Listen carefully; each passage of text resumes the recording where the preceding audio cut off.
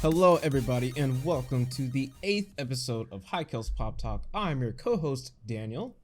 And I'm your co-host, Alan. And today, we got a short show, but we have a pretty exciting show, just because of, I guess, one major thing. But let's go ahead and break down the topics we're going to be discussing today. In our gaming segment, we're going to be going all in on the PlayStation September showcase that just happened Thursday. Yeah, this is Saturday, so it's a couple days ago.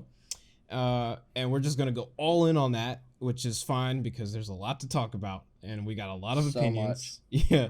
So that'll wrap up our gaming segment. And our movie/TV segment, we're going to be talking about the new Matrix Resurrection debut trailer that happened. I want to say it was the same day as it came out Thursday as well. Yeah. Crazy. A lot of things happened on Thursday. Oh yeah. Pop culture was just like, drop everything today. You know? Yes. most definitely. We're also going to be talking about the One Piece Netflix adaptation, which was announced a couple weeks ago, but still pretty relevant. And that will wrap up our movie/TV segment. And then we are going to finish off with our anime/manga segment.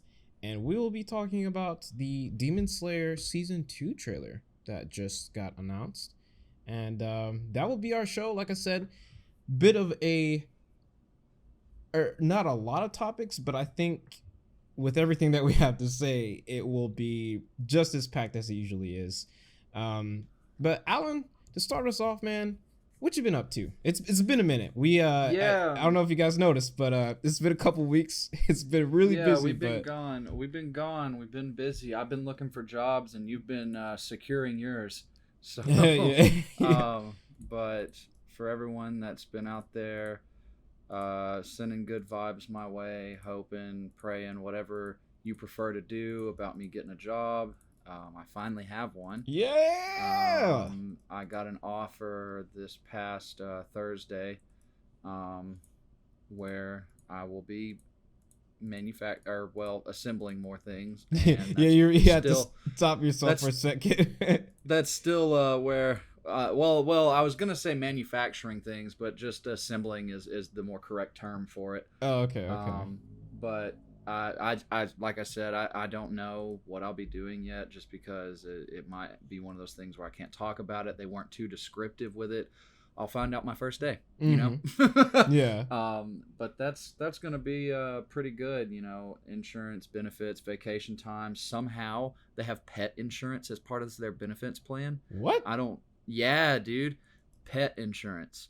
That's a thing that people are starting to have. Get out of here. Like, I fuck with it because, like, pet surgeries are fucking expensive sometimes. Yeah. And, like, if Harrison, you know, he's out here chasing the train back and forth, if he's ever to get out there and fuck around and do something to his leg, I don't have the money to pay for that. Yeah. That pet insurance would, though. Wow. So that's kind of nice. Yeah. And then plus the pay isn't too shabby either. Oh, yeah. But as far as that goes, that has been taken care of, and it's a big weight lifted off of my conscience and my shoulders, because I was kind of worried about finding another job, especially since recently Alabama did the thing where they kicked everybody off of unemployment benefits and told everybody to get back to work. And so I really thought that the job market would be slim pickings, but I found this one fairly easy. That's good, man. That's really good. But other than that, the fun side of my life, I have been playing a multitude of games recently. I think I told you personally a little bit about this, but I downloaded a PlayStation 2 emulator for my PC. Yes. And a Nintendo 64 emulator. And I've been playing games on both of those, going back and playing games like Bully and stuff. And I know that there's remasters of that, but like I'd rather not have to pay for it. You know? Yeah. I mean, you can honestly like remaster it with your PC, depending on the emulator. You can do stuff like raise the resolution and a bunch of stuff. Mine, I'm using the PCSX2 emulator. Yeah. But anyways, so I've been playing a ton of games on there that I went back and played from my childhood, or stuff that were like horror games and stuff on PS2 that I was too scared to play as a child. I'm going back and playing them now. Yeah. Um, and then really the past 2 weeks I've been playing Oblivion because I've never played Oblivion Really? or Skyrim, No and way. Okay, well never. you might have And I just know that inspired me to they get release into it, Skyrim but just about like they do GTA 5. They release a new version of it every like year. Um, and so I wanted to play Skyrim before Elder Scrolls 6 came out, and all my friends were like, "Dude, you're gonna easily spend like 400 hours on Skyrim. You need to hurry up and get to it." And wow. so, and so, so I'm playing Oblivion right now. I've beaten almost everything in Oblivion that I want to do, and then I'll be moving on to Skyrim. I got you. I got you. Wait. But that's pretty much all I've been up to, man. Just looking for that job and playing games and hanging out with people. I also got into a game that we're going to be talking about a little bit later in the show, but I've been playing that Blood Hunt Battle Royale. I also downloaded it and tried it just a little bit. And I think, well, yeah, like you said, we can get into it later on, probably after we're done talking. But yeah, Right. really, really cool, man. Really, really I cool. find it really fun, but that's all I'll say for now, and I'll talk more about that later. Yeah, yeah, yeah, yeah.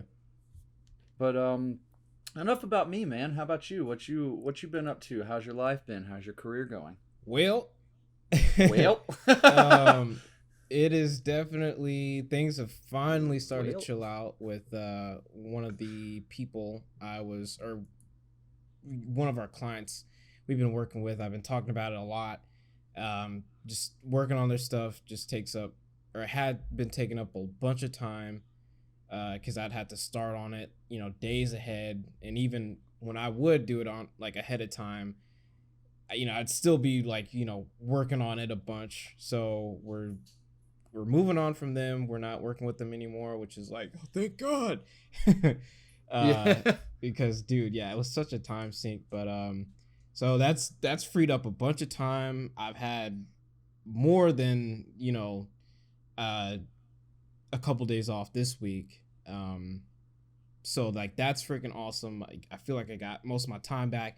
Actually went out to I've been trying to, go out a little bit more, or having this time has allowed me to go out more. So I actually was at a party last Saturday for like Labor Day weekend. That was cool. Wednesday I randomly, because I had the day off for once, I went out to Fort Worth actually. And like there's this really cool little like water garden is what they call it. It's really cool. Like it's hard to explain without like pictures and stuff, but dude, just really, really cool place. So glad I was finally able to go out there and stuff. So I was able to do that. And then on like the gaming side, I've still been on Psychonauts 2. I actually kind of like took a mini break, but I also, in addition to Blood Hunt, which Alan also said he started, I Right. have been getting into Destiny with my brother and my cousin. Man, a lot of people have been getting back into that. And Yeah, did something happen with it? Was there a new update or something that came out? Because my friend Devin, he used to be hardcore into Destiny on PlayStation 4. yeah. And when we all swapped over to PC, he swore up and down he wasn't going to get back into it because of all the progression he would have lost. Well, Um, he don't got to worry about that, because with this last update, they introduced crossplay and cross saves. So, that was really the main thing, like for me, and my brother and my cousin, because we literally, like, I play on PC, my brother plays on PS4, and my cousin plays on Xbox, which is, it's just awesome. And yeah, I'm pretty sure you can like you can bring all your stuff over, because everything is tied to like your Bungie ID instead of like your Steam ID. So like all of that stuff should carry over. So, I mean, hey, if you want to get it, because I know you used to play a lot of Destiny, Yeah, right? I have quite a bit of progression on there, Oh yeah. So if and I you, know that it so does like the DLC, because I had played Forsaken and what was the one after Forsaken? bro, you're asking the wrong person. Yes, I, I don't know nothing about I Destiny. played the Forsaken DLC and then the DLC right after Forsaken, and then that's whenever I fell off of it. Yeah. And so I'm wondering if, since I bought those DLCs, am I going to have to rebuy them, or am I good? Am I going to have them whenever I come up in there? Now that is a good question that I actually don't have the answer to, but I'm sure whatever the solution is, it'll be fair. Hopefully. Cuz it's not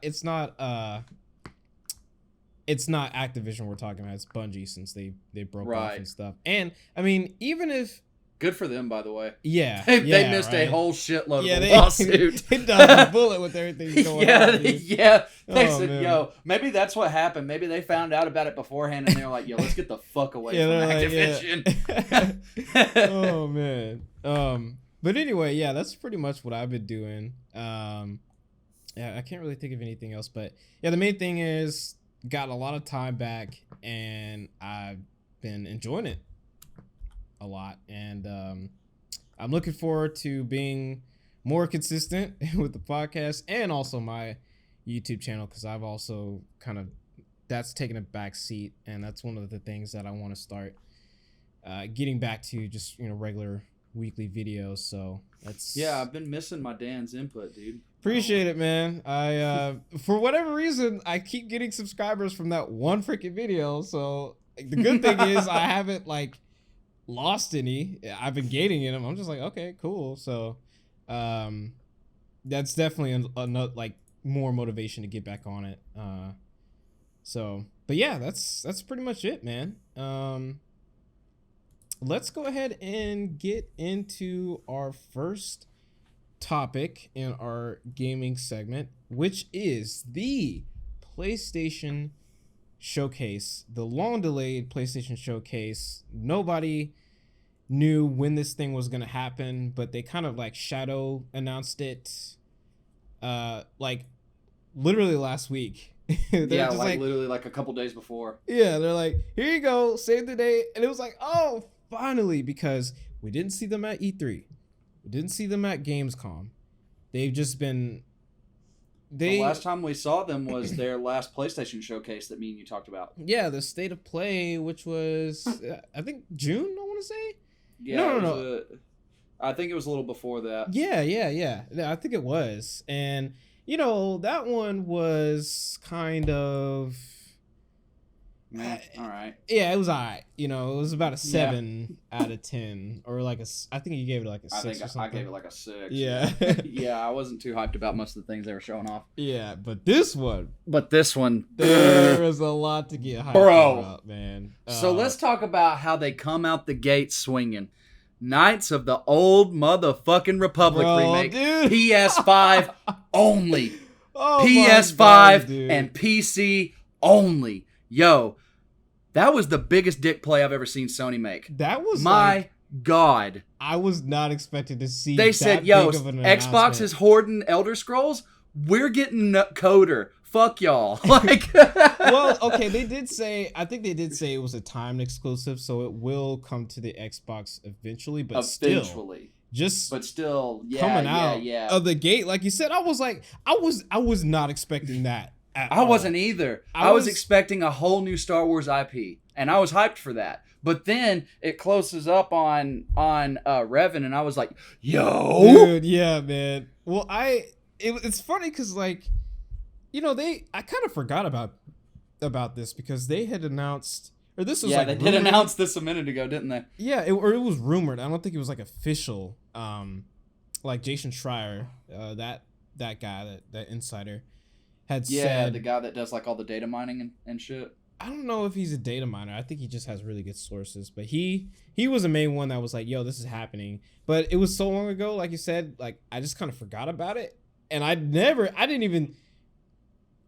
think it was gonna be showed here of all places. So, I'm Yeah, I thinking didn't either. PlayStation stuff, but like, yeah, I didn't think it would be announced this soon, and let alone here. So I was like, Yeah, no, me either. what? So I'm glad that they did it like that though, because it was like a genuine surprise again, even though I'd kind of heard about it, bro. Like But everybody had already oh forgotten about it by that time. yes, dude, I love when like man, games do that whenever like the hype of the public hasn't gotten the to a hype of gaming the company public. that yeah, Sounds the like hype Star of Wars hype of the public.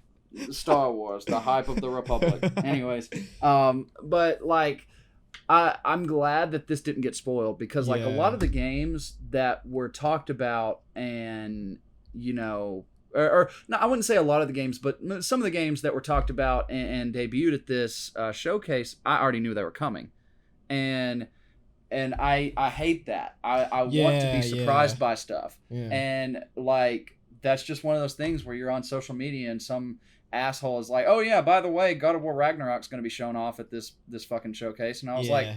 all right, well, I Well, I was going to anticipate that, but now yeah. I just know.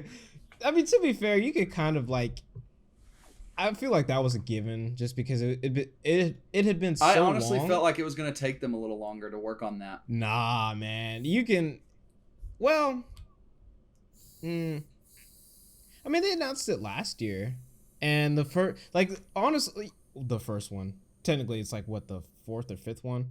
Um, I don't want to get too into the weeds of it, but If you count Ascension and the other one, mhm. then this is the first of the Norse saga is the sixth God of War game. Okay, well, Norse, yeah, but yeah, the last one came out in 2018. So to be fair, it has been 3 years, and it will be 4 when it gets released next year. So to me, that's actually a pretty solid amount of time. If you kind of think about it. Now, Yeah, if it had come out in like, say, 2019, then yeah, I could see where you'd be like, oh, I don't really expect it to be here. But the fact that we heard about it last year, even though they didn't show anything, and then they said it got delayed, yeah, that's and the fact that they said like this showcase specifically was gonna be like about their PlayStation Studio stuff, I was like, it's practically a given. But yeah. I do feel you where people are like, oh yeah, this is gonna be in it, because there was like a good amount of leaked, quote unquote, or fake leak lists out there. Yeah, I saw a list where it was talking about Rockstar was going to debut GTA 6 and Red Man, Dead no, 2 get DLCs that out and of all here. this. And I was, and one, I knew immediately that was faked because Yeah. here's what Rockstar's not going to do. They're not going to debut GTA 6 on Sony's platform on a fucking YouTube stream. They're going to wait for E3 or some big game conference like that, and they're going to debut at that. I mean, they They're not would gonna, if it was an exclusive, though. You never know, bro. yeah, but they're not going to make a GTA exclusive. They're not that bad of a company yet. Yeah. You never know. But anyway, going back to Star Wars, man, I'm hyped about it. I'm I'll be honest very though. hyped. I'll be honest though, they tricked me because, like I said a minute ago, I thought this was going to be a new Star Wars IP. Yeah. So when it zoomed in, I thought that was Kylo Ren, and not like when it zoomed in on the face, but whenever he ignites the lightsaber and you just see the cloak from the side, I was like, "Oh, cool, Kylo Ren." And then it zoomed in on his face, and I was like, "A Revan game?" Yeah. And then they were like, "Knights of the Old Republic remake," and I was like, "Oh, dude, yeah, I got freaking chill bumps, dude. Well, I did actually, too, dog. I did too. I hate it." I kind of knew that it was gonna be the remake because of Aspire. It said Aspire at the beginning, and Jason Schreier said that Aspire was gonna be the one to remake it. So as soon as I saw that and I saw the Lucasfilm, I was like, I swear to God, I swear to God, if this is what oh my God. And then I heard Bastila talking. I was like, oh, bro, I was freaking out so much, dude. Honestly.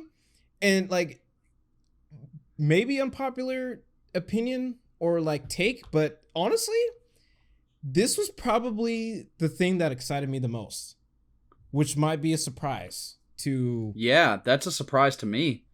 And I, That I'm very shocked by you saying that. yeah, Because you know what I thought it was going to be? what? Spider-Man. Well, with Spider-Man, I guess we'll get to that later on. But yeah, I'll get to that. But yeah, I'm just really really excited for this, man. And the fact that it's gonna be like from the ground up, redone. And it seems like it's gonna be like a next gen thing. Hopefully, Yeah, like fully, that's kind of what they're making it sound like because they said it was remade for PS5. Yeah, It's yeah. not coming to PS4. Yeah, better And- not. We better not be getting like that the getting the sideline with the actually it's also coming out for PS4 with how they did with the Gran Turismo and God of War and Horizon and pretty much all of their freaking games that Exclusives. they released. Yeah. Oh my gosh, yeah, I'm so hyped, man. I could talk about this forever because like we've said before, we could talk about Star Wars literally forever, but we're not going to do that. I guess let's go ahead and move on, or unless you had something else to say. Well, no. I was just gonna say, so like, one thing that I do hope eventually happens is that because like I remember back in the day whenever I played Coder for the first time, Coder, it was a like I hate to sound like this and be that guy, but it was like a revolutionary experience. No, yeah, it was. And so I hope that dude. this is kind of the same thing, just with better graphics and better gameplay, so that this new generation of Star Wars fans and just children get to enjoy Coder the way I did. Yeah, I mean, dude, honestly, if it was just the same game, but they like redid the graphics, I would eat. I would eat it. I would eat it up, bro. I'm full saying. Price. Give it to me. I don't care, Like, dude. Like that's just how much of a fan I am of that game. Matter of fact, man, I was to this watching day, this. I'm still sitting here playing the Old Republic. I was like, well, MMO. It's about time to freaking start up. I've been wanting to start a new playthrough of the old one anyway. So this just kind of like gives me an excuse. Yep. 100%. Yeah, dude.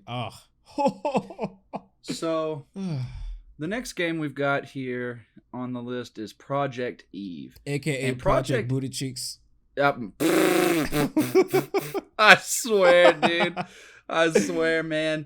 But other than it being having like a really erotic main character, this game's like looks really fun. Oh yeah, it looks sick, dude. It like and visually like it looks really really good. Like looking, I went back and watched it again. Like, yeah, this is like very like visually impressive. It looks like it's gonna be kind of scary too. It looks like it's gonna have like kind of horror game aspects. Yeah, you know? yeah. Well, honestly, like the first thing that like I thought about was Dead Space. Well, you said what? You said Dead Space? No, it was Bayonetta actually with like the character. Oh yeah. Like, but then honestly, like with whenever like the trailer starts opening up and you see the environments and then like it shows like the gameplay a little bit, I kind of started to think about like Nier. Like it's like to me it reminds me of like Bayonetta and Nier if they like came together. Nier Automata? Yeah, especially. And if they came together and like that was a game, it would be this. So one things that I'm wondering about this is if the scenes that were shown in the trailer, if those are different planets or if that is one planet, because at the beginning of the trailer she's fighting some monster and she gets thrown into the vast pit of outer space, and then we see that big huge alien overgrowth type thing, and it's on one of the space stations, right? Yeah. So I'm wondering if it's going to be like, okay, you have to go to each different planet and defeat like a little mini boss, and that's the main boss of the game, or what this is going to be like. But yeah, it does look like it's going to be an action-packed slasher. maybe with some Souls type gameplay in it even. Yeah, I kind of got Um, that vibe too a little bit. Just with like how you kind of had like that lock on system. Um, yeah, and the whole like, either dodge or parry system. yeah, yeah, Um, yeah. But the there was whole like some thing where you get hit once by a monster and you're fucked. yeah, there was kind of it did seem like the combat was like hack and slash though. Like yeah, kind of like not Neo. Cuz Neo wasn't really like that hack and slash. But yeah, it's like it has that Dark Souls like overall kind of like structure, but she's a lot faster than any character in Dark Souls though. yeah, yeah, definitely. She is a million times faster. Yeah. But dude, like yeah, this like I'm all up for like new stuff that just looks That really just looks really dope. cool. Like, Yeah, yeah, dude. I'm all for new original IPs, Yeah. and this is one of them. Yeah, dude. Looks Looks just sick. phenomenal. Like bro, like again, Eh, not a Chinese developer but a Korean developer. Yeah, So I really like the fact that we're seeing more like nationalities, you know, like coming up and yeah. like It's not just like American and Japanese developers anymore. We're starting to get Chinese developers. We're starting to get Korean developers. We're starting to get Swedish developers. yeah, yeah, yeah. Eh, Well, I mean, Stalker had already been out, but the fact, bro, like, again, dude, like, it seems like all of these other developers just like they've been bringing their A game in terms of like Man, visuals and like, just gameplay. Like, dude, like, please, more, like, yeah. give me more, dude. If this is They how it's gonna be, yeah, dude, like more competition is great, dude. Like, man, and that's the name of the game, man, is because like without sufficient competition against any game company or just anything really, like the big topic right now, and I know some people may not follow this that listen to the podcast, but like just a main example that I always think of is pro wrestling. A lot of people have been talking about recently how the product of WWE has declined and gotten like more childish and stuff because they don't have any legitimate competition, so they didn't have to try anymore. yeah, yeah, So now there's this new brand that's come in called AEW that is direct competition to WWE, and they are making WWE have to try again. And so like the storylines and some of the fights and matches that they put on each of the shows are like that you can tell everybody's like trying to give it their all because they're trying to win. yeah, They're trying to see who gets the better ratings, yeah, But yeah, and so that's the same thing with gaming companies, If, Rockstar was the only company to sit there and make an open world shooter game like GTA, they could literally make it the shittiest thing possible and we would buy it because it's the only kind of its kind. yeah, yep, And it has the label Grand Theft Auto on it. But then you get game developers like Saints Row Studios, and you get Volition and whoever else works on Saints Row, and then you've got the studios that makes Mafia, and all of these other games that are kind of in the same area as GTA. And it's like, okay, now GTA has some competition, so they've got to do this next thing to be better than this company, which is what happened with GTA 5. mm-hmm. They were looking to outdo Saints Row 3, mm-hmm. and then Saints Row 3 was the last serious one they had, and Saints Row 4 was just yeah. But back to Eve. This game looks super fun to me. I'm super hyped about it. Me It doesn't too. look like the slashing is going to be the only gameplay there is. There's a little bit of like parkour, Yeah, some platforming. Platforming, yeah, around the areas and such. And then there was one scene that we saw where she's going down this tunnel and she's on like a skateboard type thing. Yeah, I was like, what? And she's But having in to a get good way. away from whatever's chasing her. Yeah, and yeah. all that. And so there's going to be a lot of like versatility of this game, and I think Yeah. that looks kind of fun. And the last thing I'm going to say about the trailer that hyped me up is I hope that there is some sort of character customization or something where like you can put on armor and it will show that, because there is a suit of armor they show at the very end of the trailer yeah. that they call a native, which is spelt native, but they call it a native. And it's like all orange, and it's Yeah, got man, this I like remember bubble that. mask, and in the bubble mask there's a fucking skull. Yeah, It looks dude. sick. It Yeah. looks so sick. It honestly like reminds me of I don't know. Have you seen Kojima Productions, like the logo, or like Yeah. their like it reminds me of their mascot, like Yeah. the astronaut with like the skull, like literally that same type of vibe. It Honestly, kind of kind of reminds like me of Fane from Divinity 2. yeah, that and like Metal Gear Solid, like one of the because like some of the characters in there, especially like they're kind of wacky. Yeah, Revengeance. Like it looked like something out of Yeah. Revengeance, but I was there. I was all up for it, man. But yeah, very much looking forward to this game, and I can't wait to get my hands on it at some point. Man, and then next we've got something that I personally was super hyped about. Yeah. And that is Tiny Tina's Wonderlands.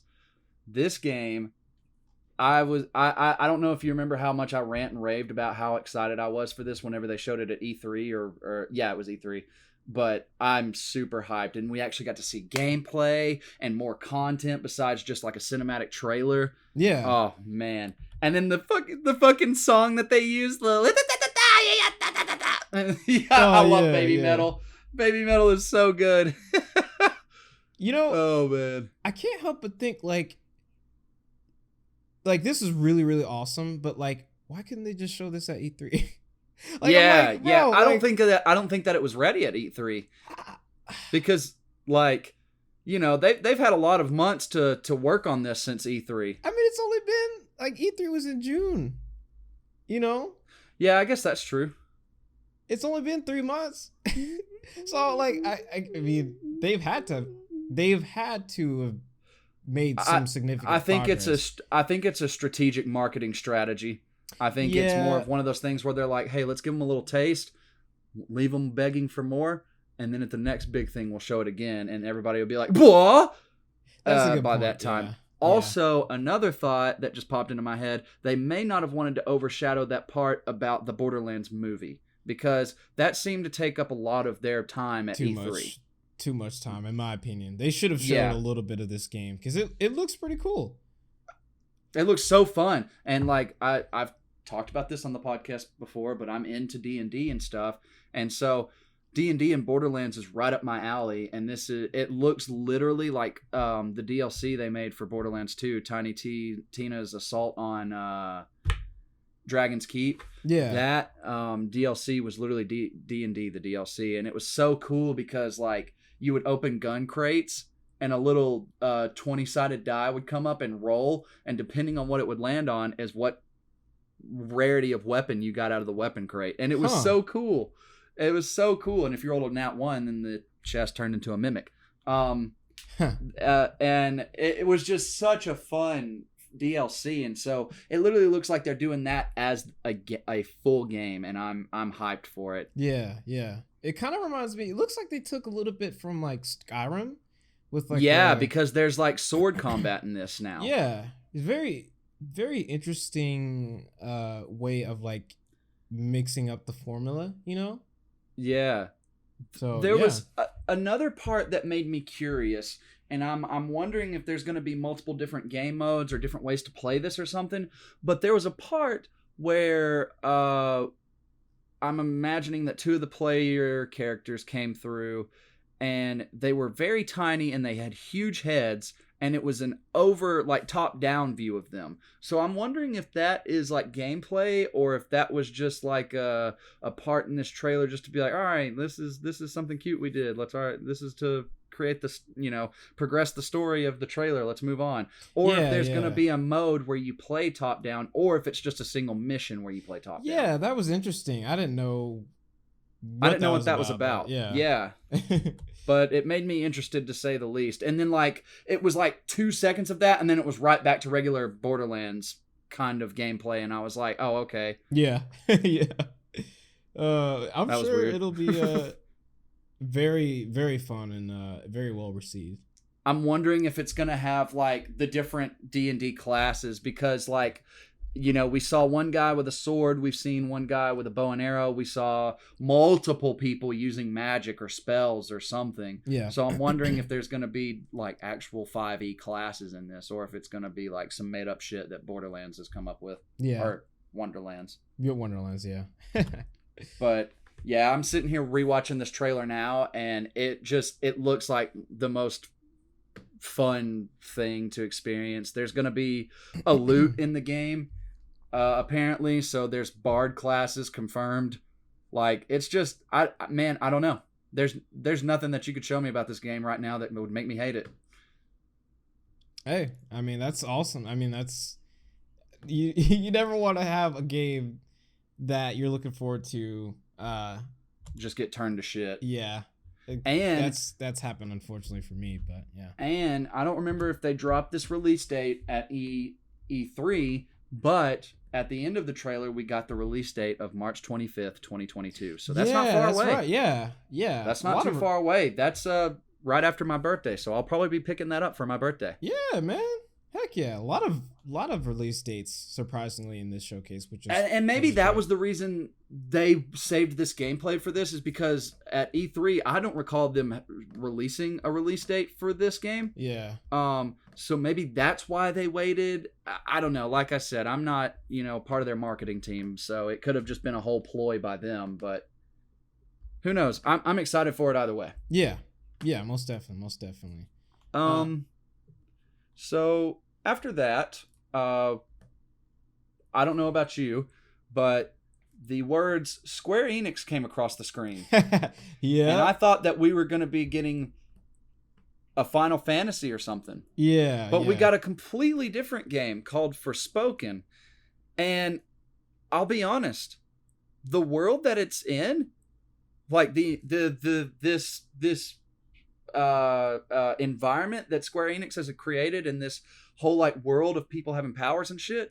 Yeah, dude. It's interesting to me. Bro, this game looks pretty sick, to be honest. It looks really good. Yeah, dude. I remember when they showed, because this was actually, I don't know if you remember or not, but they first showed this last year at their very first showcase. Like, just a very split few seconds of it. Yeah. And then they showed a little bit more, which is, it's funny because when they first showed this, I was like, there's no way this game is coming out pretty soon. But they've been showing it more and more and more, and like with this trailer, I'm like, okay, well, shoot, like it's gonna be coming out pretty soon. As a matter of fact, I think they said spring 2022. But yeah, man, I'm with you, bro. Like the environments, like the power set, it looks beautiful, dude. Too. It looks sick, dude. Like there's that one spot where she's standing at this like castle looking structure, and she's looking out over the land, and it's just like green and you see like these like big stones stretched up out of the ground into an oval and all that, and just like the environment that they have created for this game is just dude, very impressive. Yeah, I'm definitely with you, man. They I think they got something like pretty special here. I think they're doing it on Unreal 5, if I'm being honest with you. I think it's actually their like internal Luminous engine, which is there was a trailer like a while back, and it was. Go ahead. No. You go ahead, man. I was reacting. I'm sorry. Oh no, you're good. Like it was like Square Enix showed off a trailer with like the engine, and it looked like a Final Fantasy game, but it was just like a tech demo. Yeah. But I do remember what you're talking about. Yeah. Because I think Final Fantasy 15 ran on it. And that game looked beautiful too. Yes, yeah, and you could definitely tell, especially near the water in that game. Oh my god. Yeah, it's and like the particle effects, dude. Like all the crap she was doing with like her magical powers and stuff. And then can we talk about the mobility? Bro, the mobility in this game looks sick. Come on now. Oh man, yeah, that was like I've said multiple times, mobility, good ragdoll physics, and grappling hook mechanics. That's how you win me in a game. Yeah. And this game has one of those three. Yeah, I was already won over from No, like the two of first. those three. She has a grappling hook. Yeah, I'm sorry. Yeah, or a magical grappling hook.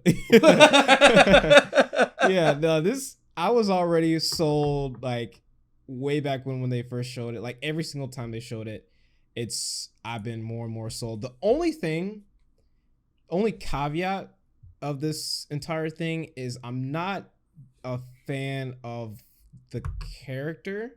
Um and like the dialogue is kind of like cringy a little bit. That was And like Forspoken. yeah, like when like the story stuff was the only thing that was kind of like a turn off for me. I was like if she was like mute, I would be perfectly okay. Man, I'm gonna have to go back and watch the trailer for that because I'll be honest with you, there was just so much action and stuff going on that I Yeah. didn't even pay attention to that. Yeah. And you know, this is honest, it's just like it's like a small blemish.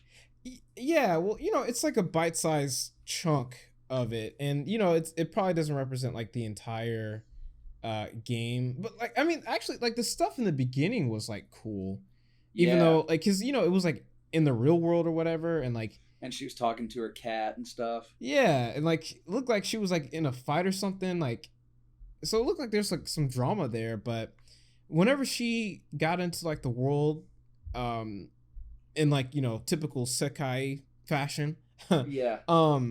that was when I was kind of like, I don't know about this. You know, she was, yeah, it was a little cringy, but other than that, like, it looks freaking awesome, and I'll definitely be playing it on, whatever platform it's on. I know they said PS5, but I think it's coming out to on PC. I think it'll be on PC as well. Yeah, a lot of these, it's PC and PS5.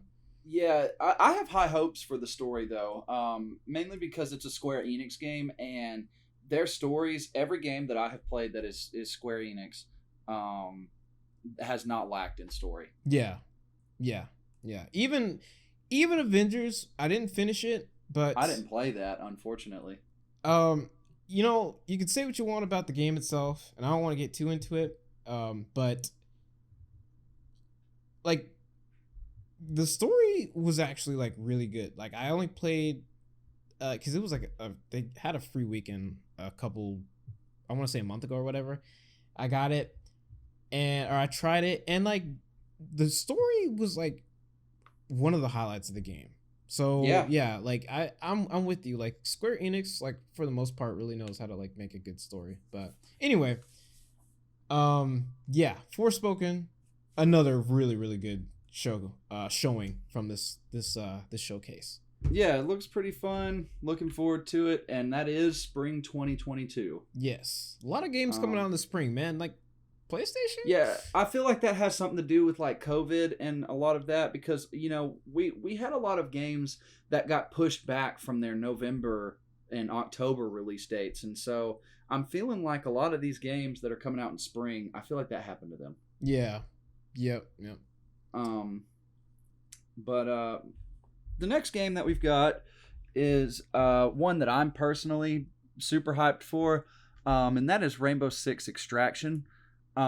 They showed a little more gameplay of this and gave us kind of a little bit of story on the overall thing, on the overall game. I mean, however, the intro video that they did looked so good, and it was not live action; it was animated, and they showed a lot of the operators and environment. In that cinematic, and it looked like when the helicopters were coming on screen, I thought that was real. I was like, oh, they did a live action thing for it, and then I rewatched it and I was like, yo, no, this is drawn. This is computer edited. This is not live action. What the hell? Yeah. But they showed a lot more stuff off, like you're going to be able to in some cases go up behind the zombies and stealth kill them so you don't alert the whole area of zombies. There's going to be a device, I think, for all operators that attaches to your gun and you can shine it at a wall, and you will see the outline of the zombies' bodies on the other side of the wall, and that looks pretty cool to me. Like just a lot of things that they debuted in this trailer looks really cool. They showed off that, Tachanka from Rainbow Six will not have his rework from Siege. He will be in this game how he was originally put in Siege. He will not carry around his big turret. He will instead have that as his deployable turret, and he sits it down with a shield in front of him, so that the zombies cannot get to him, and he just unloads on them. Yeah. Whereas if you've played Siege, you know that he now carries that turret, and he has a grenade launcher that launches fire grenades. So that's that. And I don't know, man. Just a lot of stuff that they're showing off about this game. I know that you just started playing Siege with us, so I'm kind of taking this, but like a lot of stuff that they're showing about this game looks really fun to me. It looks like it's going to be pretty much the exact same mechanics and gameplay as Siege, just against zombies and in bigger areas. It also looks like they're going to be doing damage to, not damage, but it looks like they're going to be doing some editing to your hard breaching characters like Habana and Thermite and stuff, because there's not really any hard breach areas that you need to get into. Like in the trailer, we see Habana using her hard breach weapon that she uses in Siege to attack and damage the zombies. And so there might be like some sort of edit done to that to where you can kill people with the hard breach stuff now. Yeah. So, but yeah, it wasn't too long of a trailer. It was a very short, sweet, to the point little trailer, and it was basically just like, hey, here's another look at this before it comes out. Because that is also been pushed back until the beginning of next year. But unlike all the other ones, it's coming out in January 22, not spring of 22. Yeah, like most of these. But what I know that I just went on a whole little rant about that. But No, what are your good. opinions on this? Are you excited for this at all? Now that you've gotten a little taste of Siege? Little taste. Like I said before, I'm a lot more interested in it now that I've played Siege. However, I don't think it needed to be at this showcase. I think they should have either just released this on its own, or maybe waited until the Tokyo Game Show, which is I think at the tail end of the month. I just think just because we've seen it, and they showed a bunch of it at E3. Like it was at like E3, yeah. It was like a good section. I want to say like 7 minutes of gameplay or whatever. So we kind of already got a good idea of what the game was about. So I just feel like I don't think like what they showed was bad or anything like that. I just think maybe they could have replaced this game with something else that we haven't seen before. You know what I mean? Yeah, 100%. Yeah, I just think I can even agree with that, because the only thing new that they showed in this trailer was the fact that Chonka is the old way he is. Habana can attack with her, her breaching weapon. Yeah. And the fact that every operator is going to have that device where you can look through the walls and see if there's hundreds of zombies on the other side or if it's clear. Yeah. And that's really it. That I don't think that this was anything but like to continue the hype for this game that it doesn't have. Yeah. Yeah, because like I'm hyped for this game, and I want this game because I played Siege, but like not many people are hyped about this. Not even the Siege community. A lot of people in the Siege community are not hyped about this game, but I am.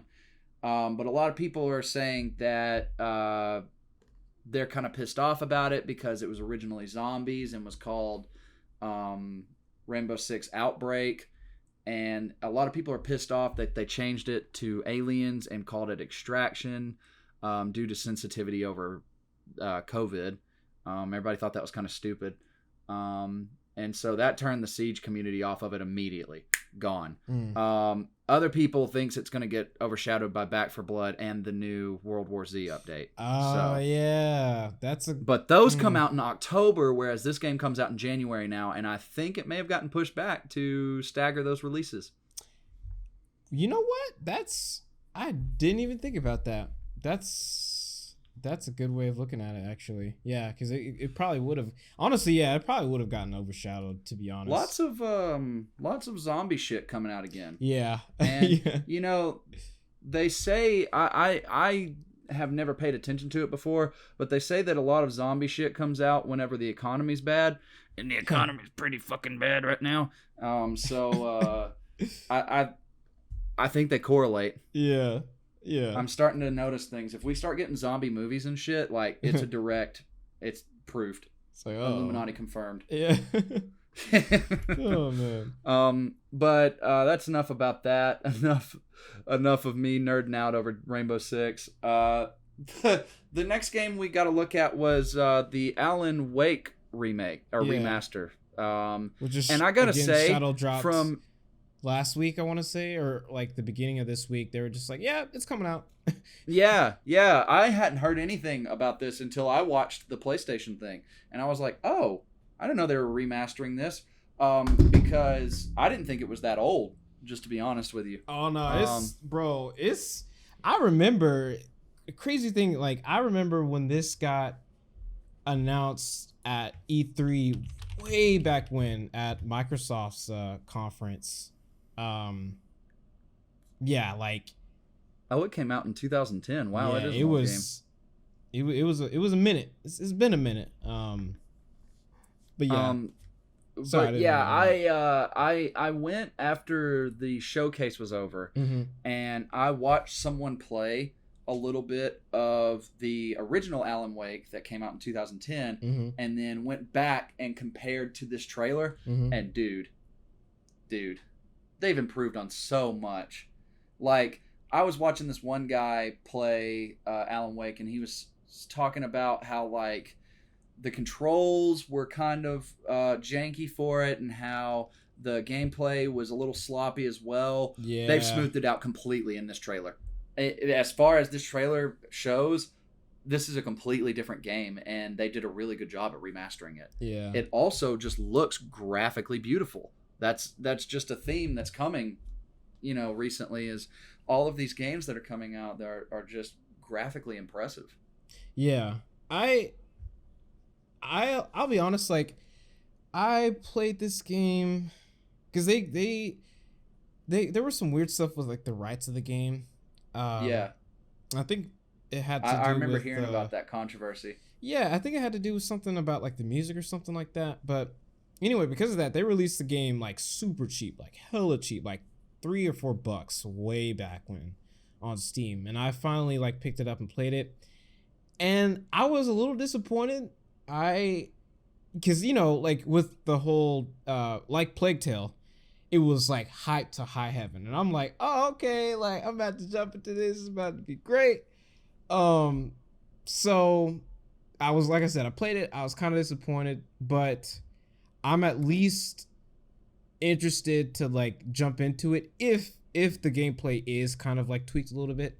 Because my thing was like, yeah, I don't know if it was like the controls or just like the gameplay itself, but like I don't know, it was one of those games where you play it, you kind of get the gist of it, and it like that's the entire like, game. all right, that's enough.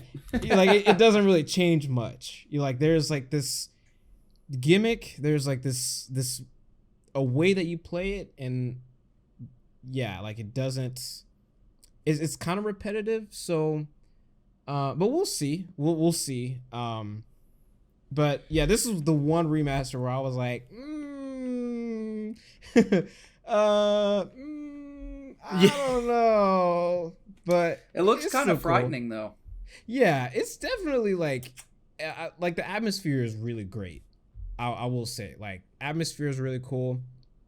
And like they did some really cool stuff with the like lighting effects and stuff. Like everything else is great. I just wasn't like super crazy about the game, but it's cool to see that it's like, coming back, it's getting recognition, and it's gonna be on the PlayStation, which for the first time. So it's really cool to see like Remedy like get the rights back and like make this remaster, and I'm sure that it's going to do well and it's going to spur a sequel if it isn't already in development, which is cool because a lot of people have been asking for this game, like a remaster or a sequel or anything, and it's just cool to see like, hey, fans are getting what they want, like that. To me, like, I don't care if you're a fan of it or not, of anything. To me it's always cool to see like fans get something that they've been asking for a long time. So yeah I can agree with that. Yeah. So oh, while I was watching the stream, I was watching it through IGN on YouTube. Yeah. I kept noticing in the chat that there was a lot of ignorant fucking people just spamming GTA 6. Show us GTA 6, GTA 6. And I said, it's not coming. If Rockstar is on this show, it's going to be GTA 5. And what the fuck did they do? GTA motherfucking 5 for the 85th goddamn time, because we need to know more about this stupid fucking game that came out in 2013. Like, my God, you say you're tired of seeing Deathloop? I'm tired of seeing fucking GTA 5. They could be working on so many other IPs. They could be working on Red Dead 2, GTA 6, a new Bully, another LA Noire. But no, GTA fucking 5 for 8 years. 8 years of GTA fucking 5. www.gta5.com forever, 100 years, GTA5.com. Fuck off. Stop showing us GTA 5. Whoever keeps deciding to show us GTA 5, I hope that something bad happens to you. Dude. Something really bad needs to happen to you. Oh my God. God. I hate this fucking game now. Like, I don't know why anybody supports it anymore. They have taken a baseball bat and beaten this dead horse with it. Yeah, like, my man. God, dude. Yeah. The only thing that they haven't done is make it just to where you can just destroy the whole fucking map. Yeah. And like, let's talk about it just real quick. The PS5 port adds nothing. Not a goddamn thing. It's the same fucking game. I mean, 8 years. Okay, well, 8 years of this shit. Come on. Well, I mean, it's gonna be at 60 frames per second.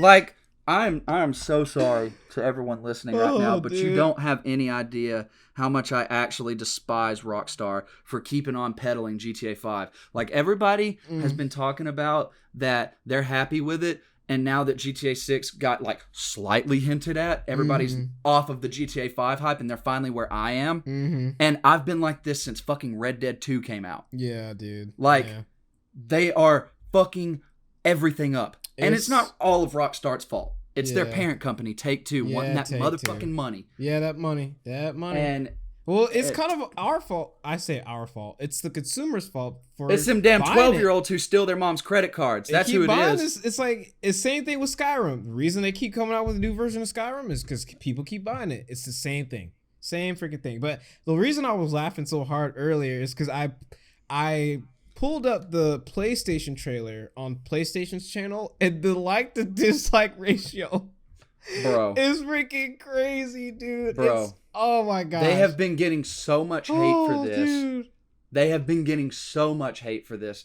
Yeah, see, man. Now it's no longer the butthurt Red Dead fans. It's literally everybody that's ever played a Rockstar game doesn't like them right now because of this fucking trailer. Yeah. Like, my God, it added nothing. And you were talking about earlier, they could have replaced a game on PlayStation Showcase with a game we haven't seen before. Yeah. Replace GTA fucking 5. They definitely no one gave a goddamn. That, bro. That was just, I was like, oh, well, as soon as I saw the logo, I was like, oh, no.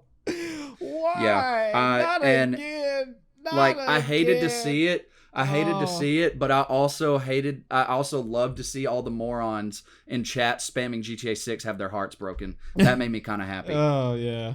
Well, I guess we did get kind of like an update for it. Because it was actually supposed to come out this year. But it got pushed to spring, like literally everything else. And I'm sure that it's going to make a ton of money because that's just how this game is. It's like the new Skyrim, pretty much. They need to stop. I'm sick of it. They're not gonna. They're not gonna stop though. That's the thing. It's like if people keep buying it, they're gonna keep releasing it. So the only thing that's gonna stop them from putting it out is if people don't buy it. That's it. That's as simple as it is. You got to speak with your wallets. But yeah, let's move on. We shouldn't give this game any more attention. Nobody buy this fucking game. Nope. None of you. If you're listening right now, do not buy GTA 5 for PS5. Let's go ahead and move on to something a lot more interesting, which is Ghostwire Tokyo. This game was shown last year at the first showcase, and I think they showed it a little bit more at the second. We talked a little bit about this, didn't we? I can't remember. I don't know if it was at the last one, the State of Play, but I know for a fact it was at the last like big showcase right before the PlayStation 5 came out. It was that big one where they revealed like Final Fantasy 16 and stuff. I think this was here. And yeah, man. It looks very interesting. Super fun. Yeah. It kind of reminds me of like how Dishonored plays. Yeah, like kind of like Dishonored again, kind of Skyrim with like the spells and stuff. With the spells and shit. Yeah. It's kind of funny like how he's like literally throwing like the freaking hand signs like boy, you know, like you know, very like kind of like interesting setting with like looks like the Oni dude, and the like the enemy, like in the enemy types are very kind of unique. Yeah, they're very interesting. Yeah. I'm wanting to know just more about this story too. Yeah, it's I'm definitely gonna wait until I play the game to find out, obviously. Yeah. But like I'm very interested in this story and some of the creatures because this kind of looks like it's supposed to be like a horror game in a way. Yeah, kind of. Like some of the characters look a little spoopy. Yeah, like that spooky. one whose face is entirely teeth. Yeah, that's a little spoopy to me. I'm not comfortable with that. Yeah. Yeah, you know. Yeah. It looks like he's like immune to like everything that's going on because like there was like that big wave in the beginning. Yeah, and everybody got taken out but him. Yeah, but then his face was all like messed up, like it was like dissolving or whatever. Like that was kind of weird. But later in the trailer, we see he gets his face back, so I'm wondering. Yeah, but like, it looked like maybe like the Oni dude took his girlfriend or something, which you know is always like big motivation for these guys. It's like, bro, you took my girl, you know.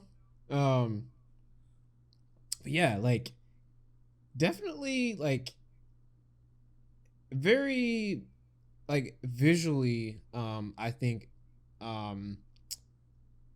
very unique, like in terms of like the setting and like the powers and again like the enemy types and just like everything that's going on. Kind of like I think yokai isn't like yokai like Japanese ghost, I want to say. Yeah. Yeah, like it's supernatural entities and like Japanese folklore. So yeah, like a really interesting take on the yokai genre, I guess. But yeah, like looks pretty cool and a lot more like insights into like the story and the gameplay. I mean, like we saw a little bit of gameplay, but it's cool to see like more of it, so we can kind of get like a little bit more of an idea of like what's going on and stuff. So yeah, definitely cool. Yeah, definitely looking forward to that as well. Like I know that I've said that about a lot of the games on here, but just everything they showed off in the first couple minutes I was hyped about. Yeah, they were pretty much firing off on came out the gate swinging, man. Yeah, there was kind of a lull. We'll get to that a little bit, but yeah, like they kept the flow going. But I guess let's go ahead and move on to the first Marvel game, which is Guardians of the Galaxy. This kind of like Rainbow Six, cool that this game exists, but we saw like a lot again. Like they showed a lot of this game at E3. Like, yeah, they did. The trailer for that was like, again, like 4 or 5 minutes straight of gameplay, and then they actually had like the gameplay like breakdown. So, and honestly, this kind of threw me for a loop because at first I thought this is gonna be like the Spider-Man DLC for Avengers that we've been waiting for forever. Yeah, But since it sadly, came out. yeah, so, but sadly, that's not the case. But cool. I'm not like overly hyped over the moon for this game. Just because it kind of like looks very similar to a lot of like third person like shooter games I've seen. I don't know. What are your thoughts about this? Well, I'll be honest with you. I think that the way that they have chosen for the game to go, I think that it looks like it'd be interesting. However, with the reviews of the Avengers games that I've heard, I wasn't as hyped for this. Yeah, it's very interesting that like after the reception that Avengers got, That they would do another one. yeah, same studio, I believe, Eidos Montreal, which did Avengers, is doing another Marvel game. So it's like, I mean, I don't know. I guess Marvel just has like a lot of money invested in them, and I guess they liked what they did with Avengers enough to do another sequel. So Yeah. man, like the Marvel games are like coming out like in full force, dude. Like Marvel's about to start like taking over. Of course they did the first phase of the MCU, and now they're starting to back off the MCU, and they're starting to go to the video game universe. So Yeah. the VGU. Yeah, the VG. I like that. Yeah. Oh man. I But honestly. Oh, go ahead. I was about to say I honestly just don't have any other words for this. I was about to say the same thing. Like I'm just like, It's there. Ship combat. Oh, that looks fun. Yeah. That's like in a nutshell. But yeah, overall, I'm not too excited about this. If it ever goes on sale, I'll pick it up though. Yeah, and maybe it's because I'm not like the biggest Guardians fan either. I think that's my problem too. Yeah, and I've like the Guardians of the Galaxy movies. Like, I feel like the first one they've kind of already overstayed their welcome. They're really cool in like small doses, but like anything more than that, I'm like, okay, I've seen it. This is kind of their shtick. They're the wacky group. They're in space. Oh, they're funny, but like that's kind of it. That's it. Yeah. So, yeah, don't have much to say. I guess it was cool that it was here, but again, could have gotten replaced with something else that we haven't seen. So, yeah. But the next game is a game that you and I have both started. Recently. Yes. Is Vampire the Masquerade Blood Hunt. Yes.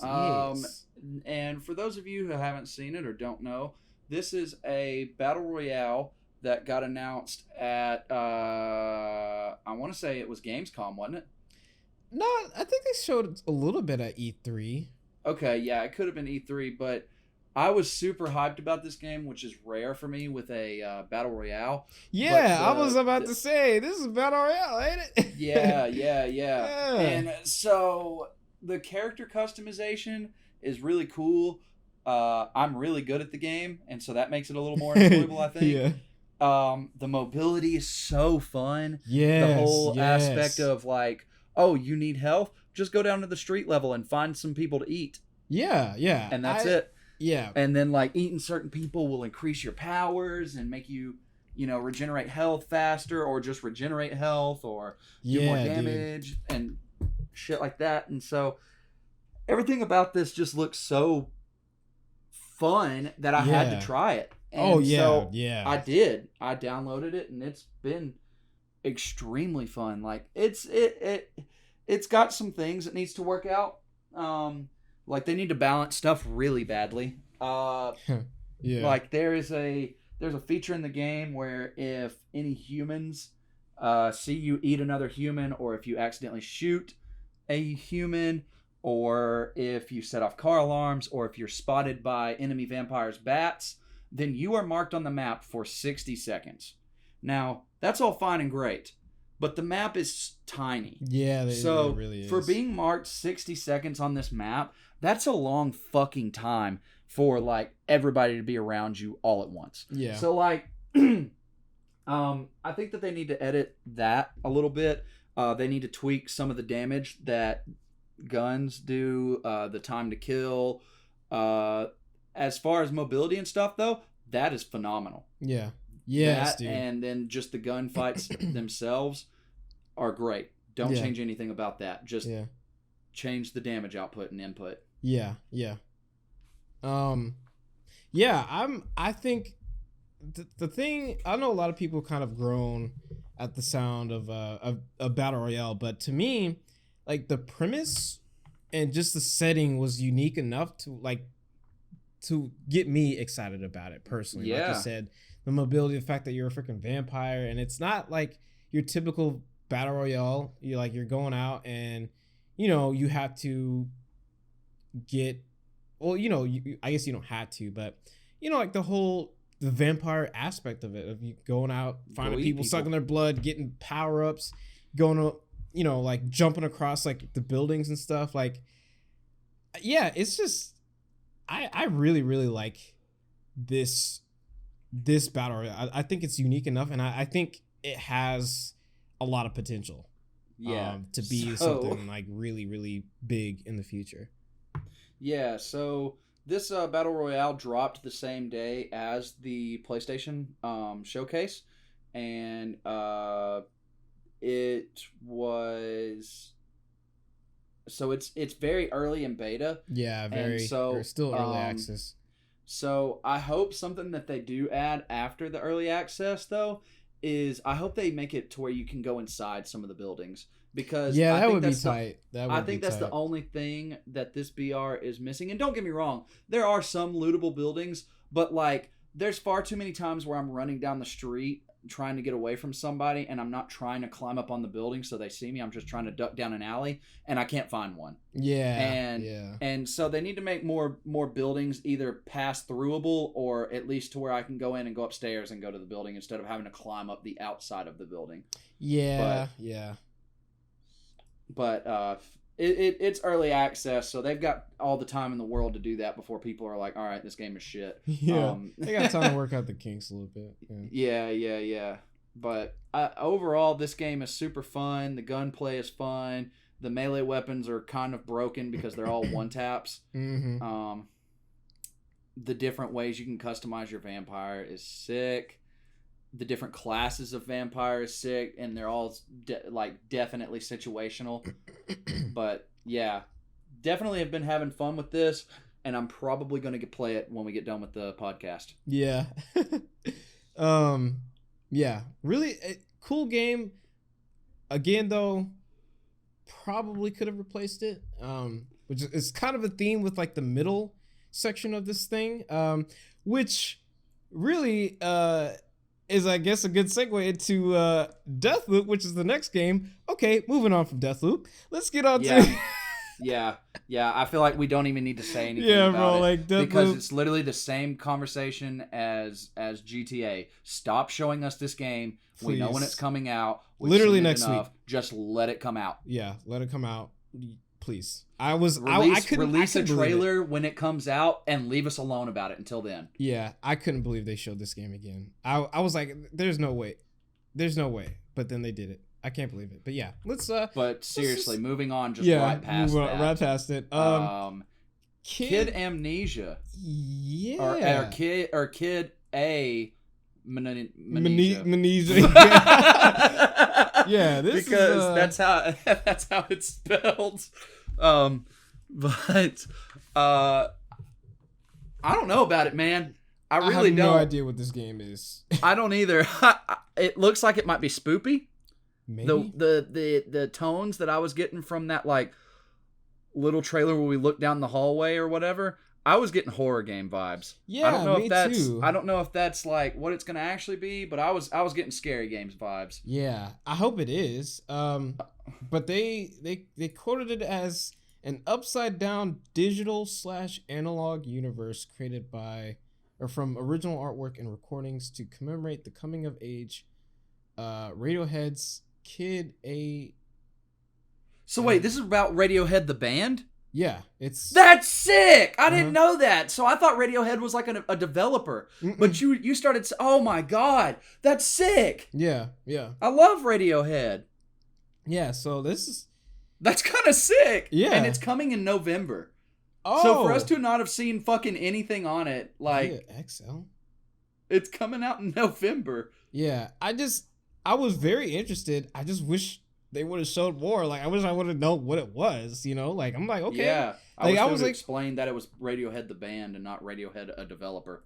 yeah. I Well, also they- wish we would have gotten more than 15 seconds of a hallway. Yeah, it would have been nice, but you know. But we saw a little bit of artwork, which now that you're saying is Radiohead the band, I think that is some of the artwork on that album. Okay. Oh. Oh wait, is that? Yeah, it's called Kid A. The album is called Kid A, and a lot of what you see in the trailer is artwork from the album. One of the. Oh wow, no, that came out like a minute ago. Oh shoot. Okay. Kid A, yeah, that album came out in 2000. What? Huh. Yeah. Wow. So, this might just be one of those things where they're like, Radiohead's a great band and everybody knows Creep, so let's pay a little homage to them. Yeah. Yeah.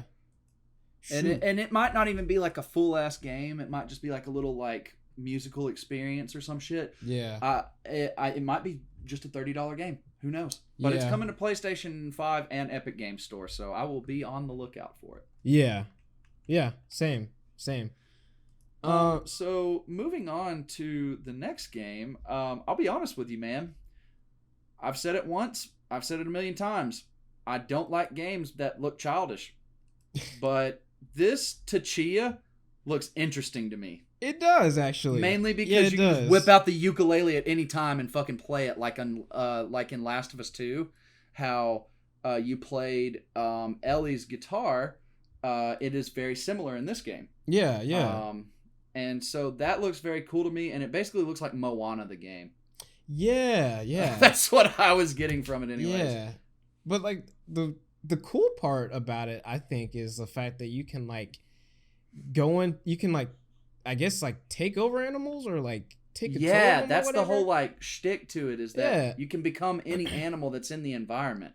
Yeah. So that was like actually pretty cool. Because The I'll- underwater looks so good in the game too. Yeah, yeah, and like the really cool thing is, and I didn't know, because I at first, and I guess this is just me, being a freaking uneducated, plebeian, but I didn't know. I thought the language was made up. I'm not racist. I promise I'm not racist. But it's it comes from New Caledonia, which is a French territory.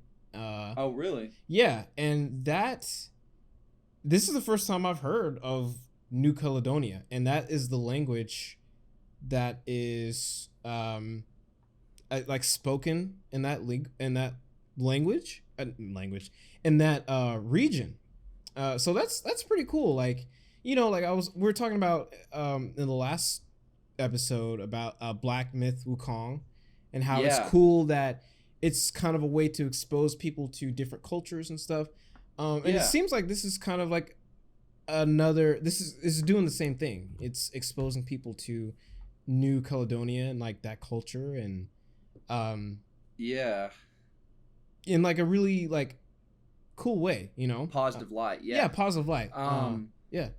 Also and we talked about this a lot with Gamescom, but like the music for this trailer was Yeah, dude. phenomenal. Yes. Like I loved the music for this trailer. Like I was watching the show, the showcase Mhm. on my PC here, and I had my headphones on, and they were full blast because I was really just trying to take it in. And that song started playing, and I was like, "What is this? Yeah, Oh my yeah. god, Yeah, dude. I mean, this is insane!" Like I'm not usually one that's about all that like music like that, but man, the way that all the voices and the instruments were harmonizing together in that song was beautiful. yeah, dude.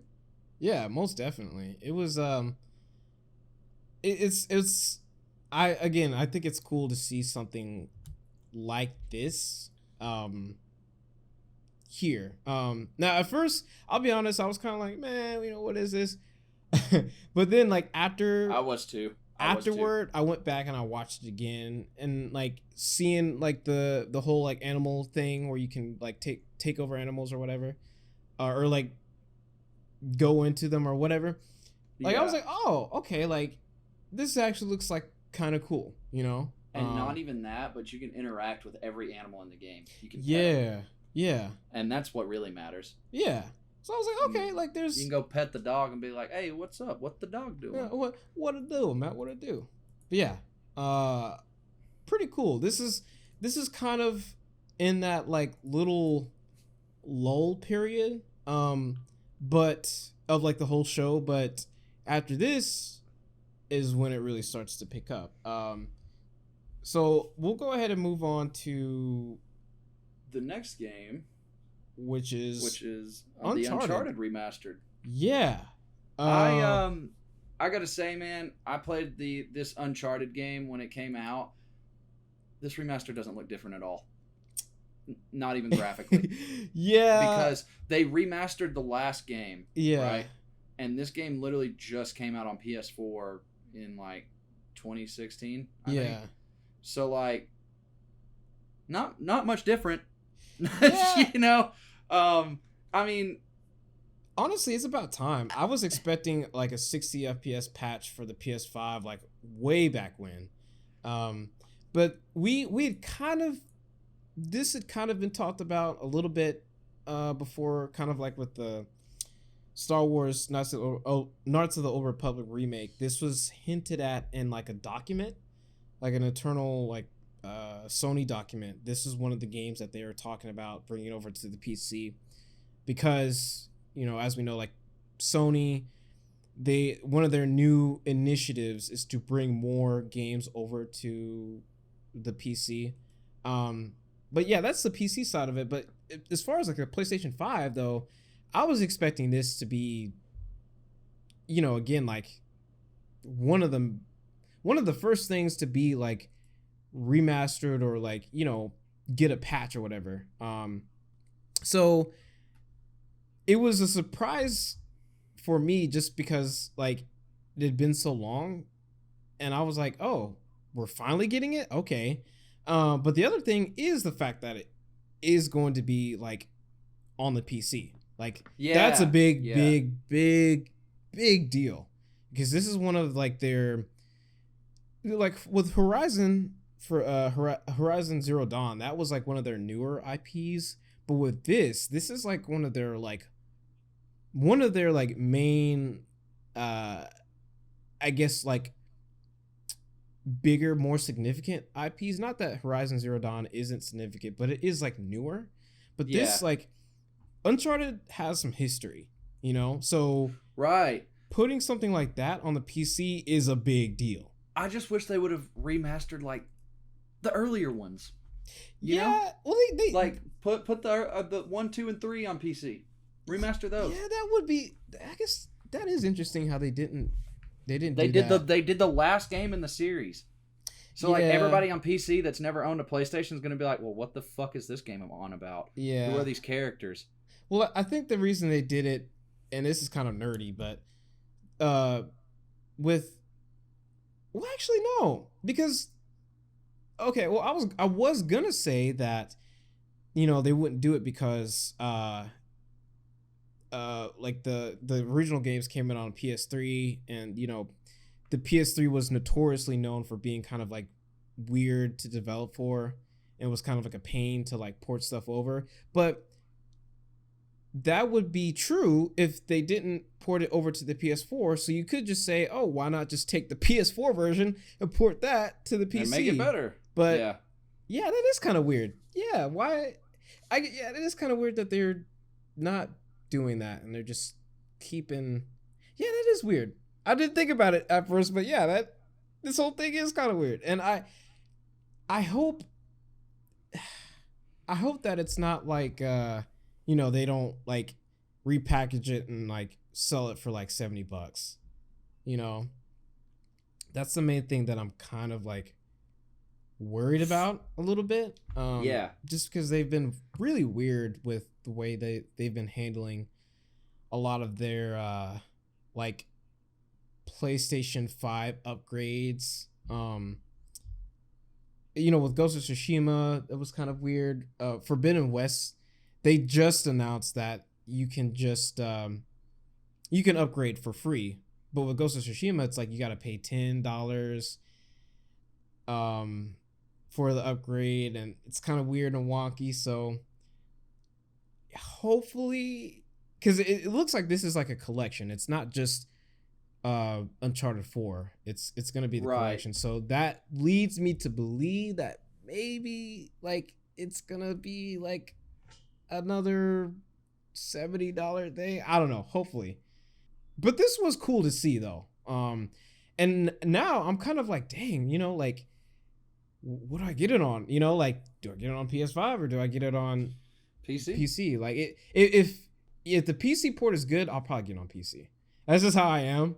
But I don't know. Like I don't know, man. Yeah, I don't know. But it's really cool, I think. My bad. I kind of went on a tangent on this one. Did you have anything else to say? No, not for real. Like I said, I played this game when it came out, and it doesn't look too much different to me. Yeah. I guess it's cool I that it's agree. coming to PC though. Yeah. That'll be cool. I might play it on PC. Yeah, play it at like 4K, I guess. Yeah. Yeah, that is. Yeah, it didn't really look too different. We'll see. We'll see. Maybe they do add some extra stuff. Maybe they don't. But we will find out. But like I said, this was kind of the turning point because after this is whenever Herman Hulst came up and he started talking about, how great PlayStation is as a brand, blah, blah, blah, blah, blah. So after that was kind of the turning point with this showcase, and they went fully into PlayStation Studios with this announcement, which threw me for a freaking loop. So, bro, I was not expecting this at all. Me neither, dude. So they pulled a fast one on us. You saw Marvel, so I'm like, oh, Spider-Man. You saw Insomniac, so you're like, oh, Spider-Man. But then that's exactly what I thought. They go into this other setting, and it's in a bar, and I'm like, and there's country music playing. Yeah. So I'll be honest, like, I was like, okay, this could be anything. But then they showed this dude sitting at the bar, and I'm like, you know that meme of the guy that's like, I know that ain't who I think it is. Yeah. That's what I was like, that's not, no way. But then they do it. You see him sitting at the bar. They do a close up on his hands, and you see the damn claws come out, bro. I knew it was Wolverine as soon as they showed his back, because I was like, yo, that kind of looks like Logan, bro. And sure enough, they do the close up, and I was like, oh, that is Logan. Bro, no, it was the hands for me. Like nobody, like, just the roughness, like the hairy ass arms, like, and then the bro, I could not believe it. I kind of hope this game is brutal like Logan is. Yes, dude. I hope that they take a lot of inspiration from the movie game. You remember the movie game that came out a while back? Not based off of Logan, but X-Men Origins Wolverine. You remember that movie game? That game was actually like really good for a movie game. It was like really, really good, man. So I hope they take a lot of inspiration from that in terms of like gameplay. But dude, like, bro, Insomniac, I think they're about to start taking like some freaking Advil and Tylenol for all this back pain that they got from carrying the Marvel games and Sony, dude. Like, come on now, dude. Like, they released Miles Morales and Rift Apart. They're about to release this game. Like what the heck, dude? Like, they've been on some stuff. I don't know what they've been doing over there, but like they're the way they own something, bro. They have to be, because like they've just been pumping out like banger at the banger at the banger, dude. I'm telling you what I want right now, though, and we're probably not going to get it for probably 6 to 8 months, is gameplay. I want to see gameplay Yeah, of this game. that's I will say, like, I wanted to see gameplay, but I think this is one of those announcements that was so off kilter and was so out there that even though there wasn't any gameplay, I was still excited, just because this was genuinely like a surprise. I had no, even the Star Wars thing, I was like, I kind of knew, but this I had no idea, no freaking clue. I was like, what? What?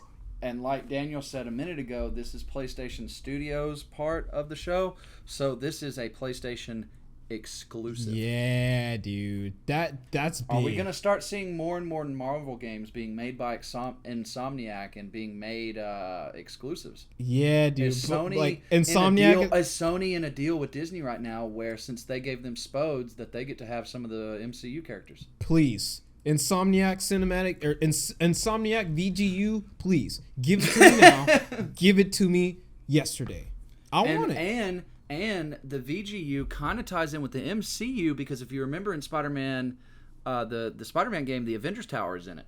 Yeah, dude. Which is weird how they're kind of weird about the Avengers. Like, I think Avengers is going to have a completely different version of Spider-Man, which is like kind of whack. Weird. It's like, why not just, I don't know. But dude, I'm just hyped. I'm just hyped for no reason. I am too. Do you have anything else to say other than your hype? No, hype. Yeah, dude. It's like that song Rick and Morty where he Rick. We're hype. Yeah. Hype. Oh man, yeah, dude. This, talk about just like starting like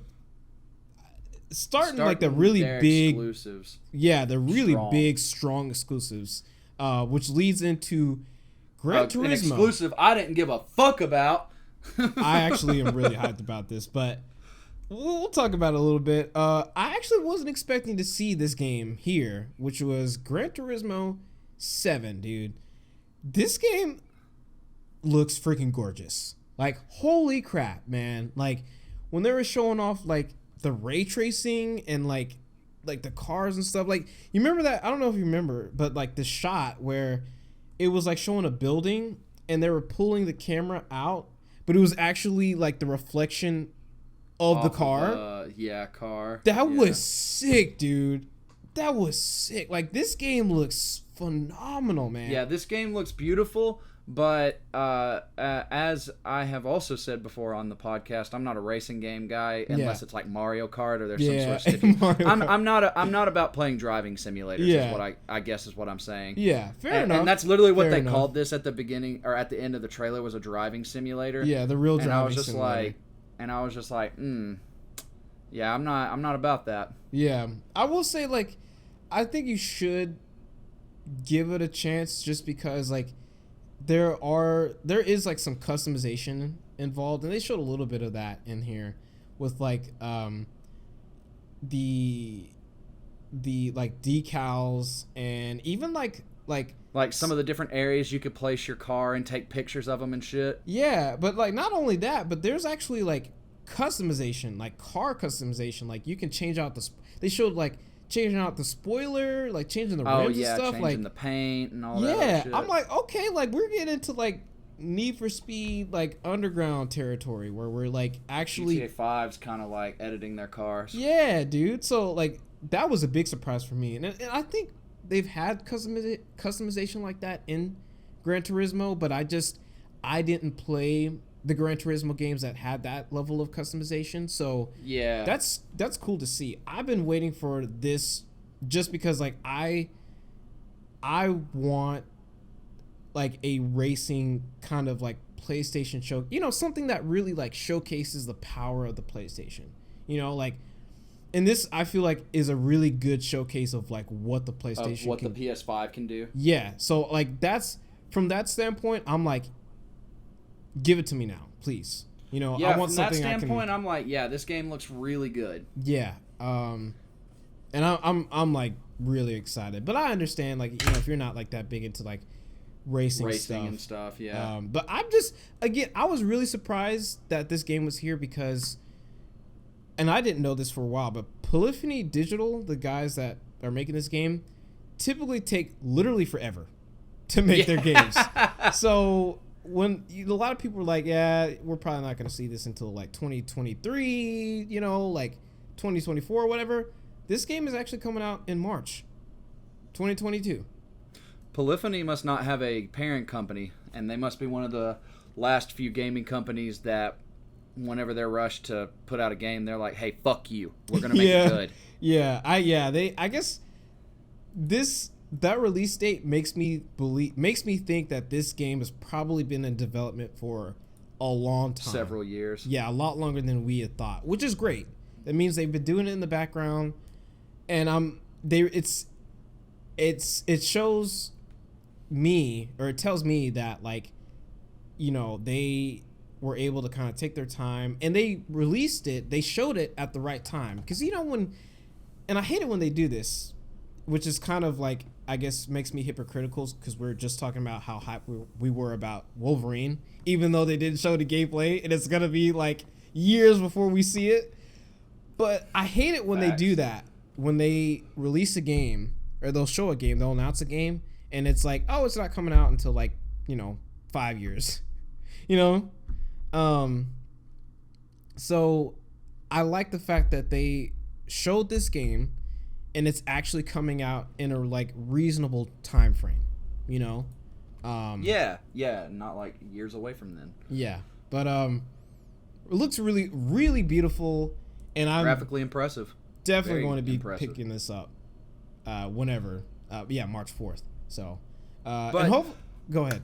Oh, no, you go ahead, man. I was just gonna say, hopefully by then, you'll also have a PS5, because that's when they said, man, let me get a few paychecks at this $21 an hour job. Yeah, and hopefully I'm gonna be playing it with you. Yeah, hopefully, because I know I'm gonna have to get it for Wolverine, Spodes, and Ragnarok, because dude, and now Coder. Oh my god, Coder. Yeah, Coder. Yeah, just the way you say it is kind of funny.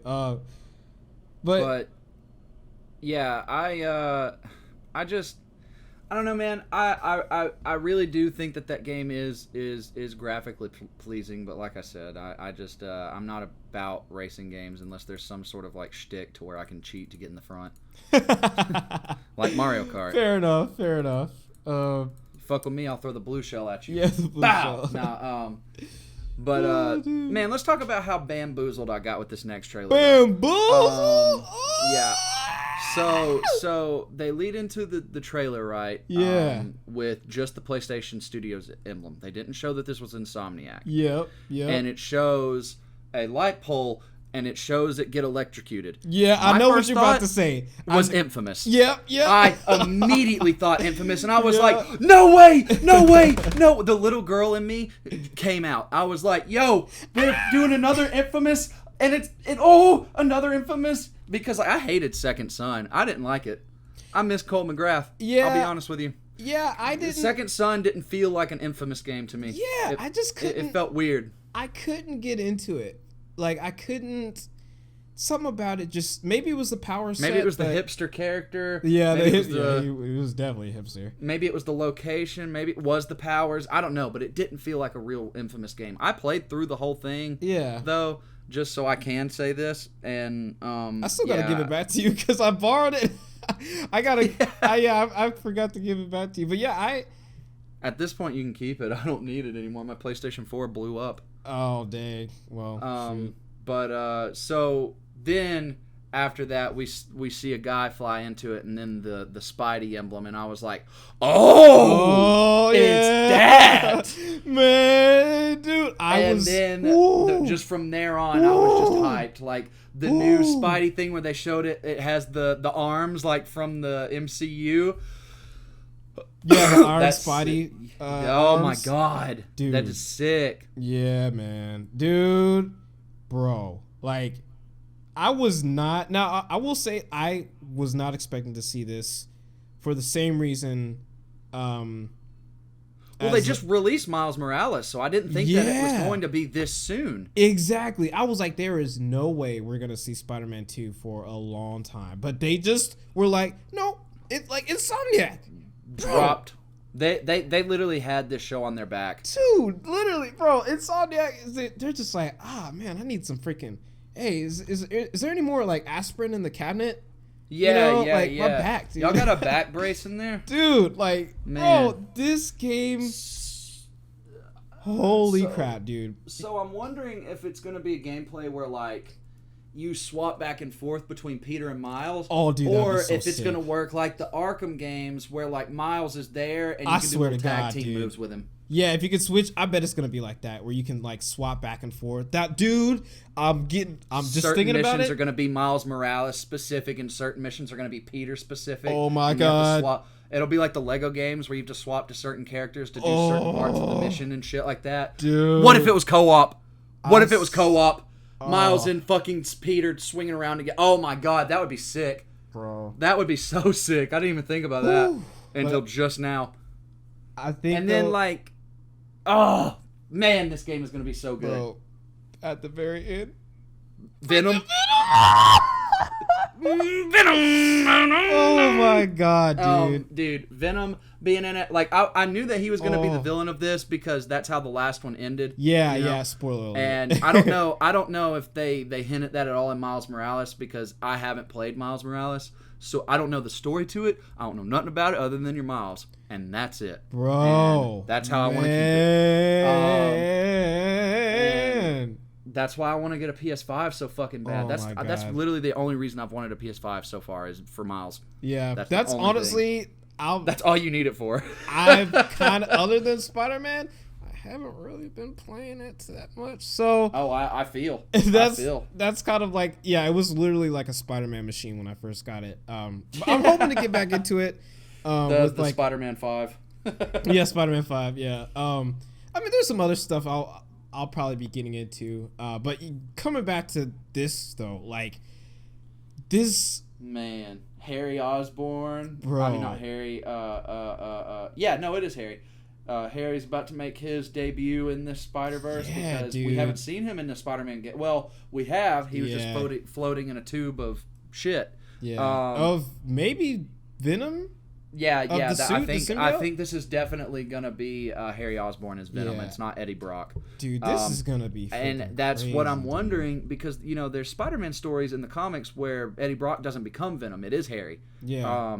And so I'm wondering if they're even going to introduce Eddie in this universe. I hope so. If it's going to swap off of Harry, and then he may become like the Hobgoblin, like James Franco did in the Tobey Maguire movies. Yeah, her. And the Little Goblin Jr. Yeah, Little Goblin Jr. Didn't he like not wear a mask either? Wasn't he just like full like face out there like, yo, I'm Harry Osborn and I'm flying around blowing shit up? He had a face for a hot second.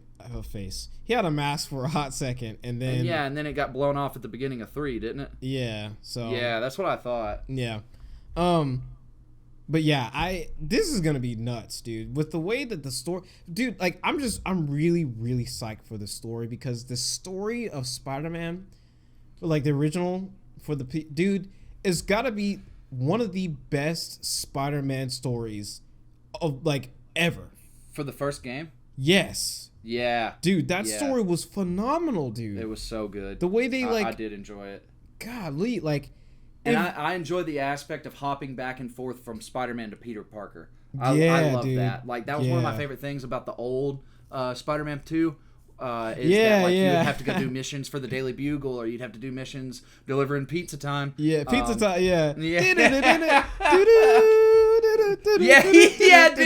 I've been replaying that on my PS2 emulator, and that shit will get stuck in my head. I'll be sitting there for hours going.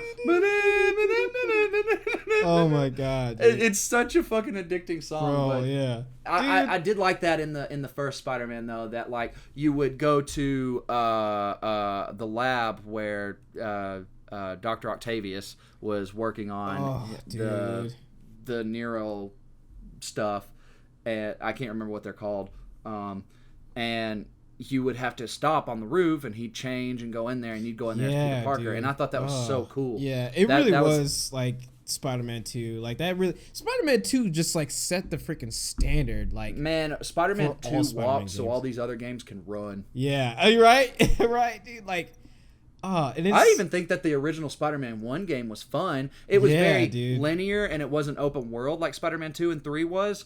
But like it was still fun. Yeah, and dude, like they had that mode where you could fight Bonesaw and all his thugs in the wrestling ring. Dude. That shit was fun. Oh man, yeah. But yeah, this good lord, dude. Bonesaw is ready. I got you for That's a villain I want to see in this Spider-Man. I want to see Bonesaw. Yeah. Fucking give me Bonesaw. Bonesaw, dude. Oh my god. Give us a prequel of these Spider-Man games where he fights Bonesaw. Maybe like a flashback sequence or something. Yeah. Give us a flashback. Yeah. Oh, bro.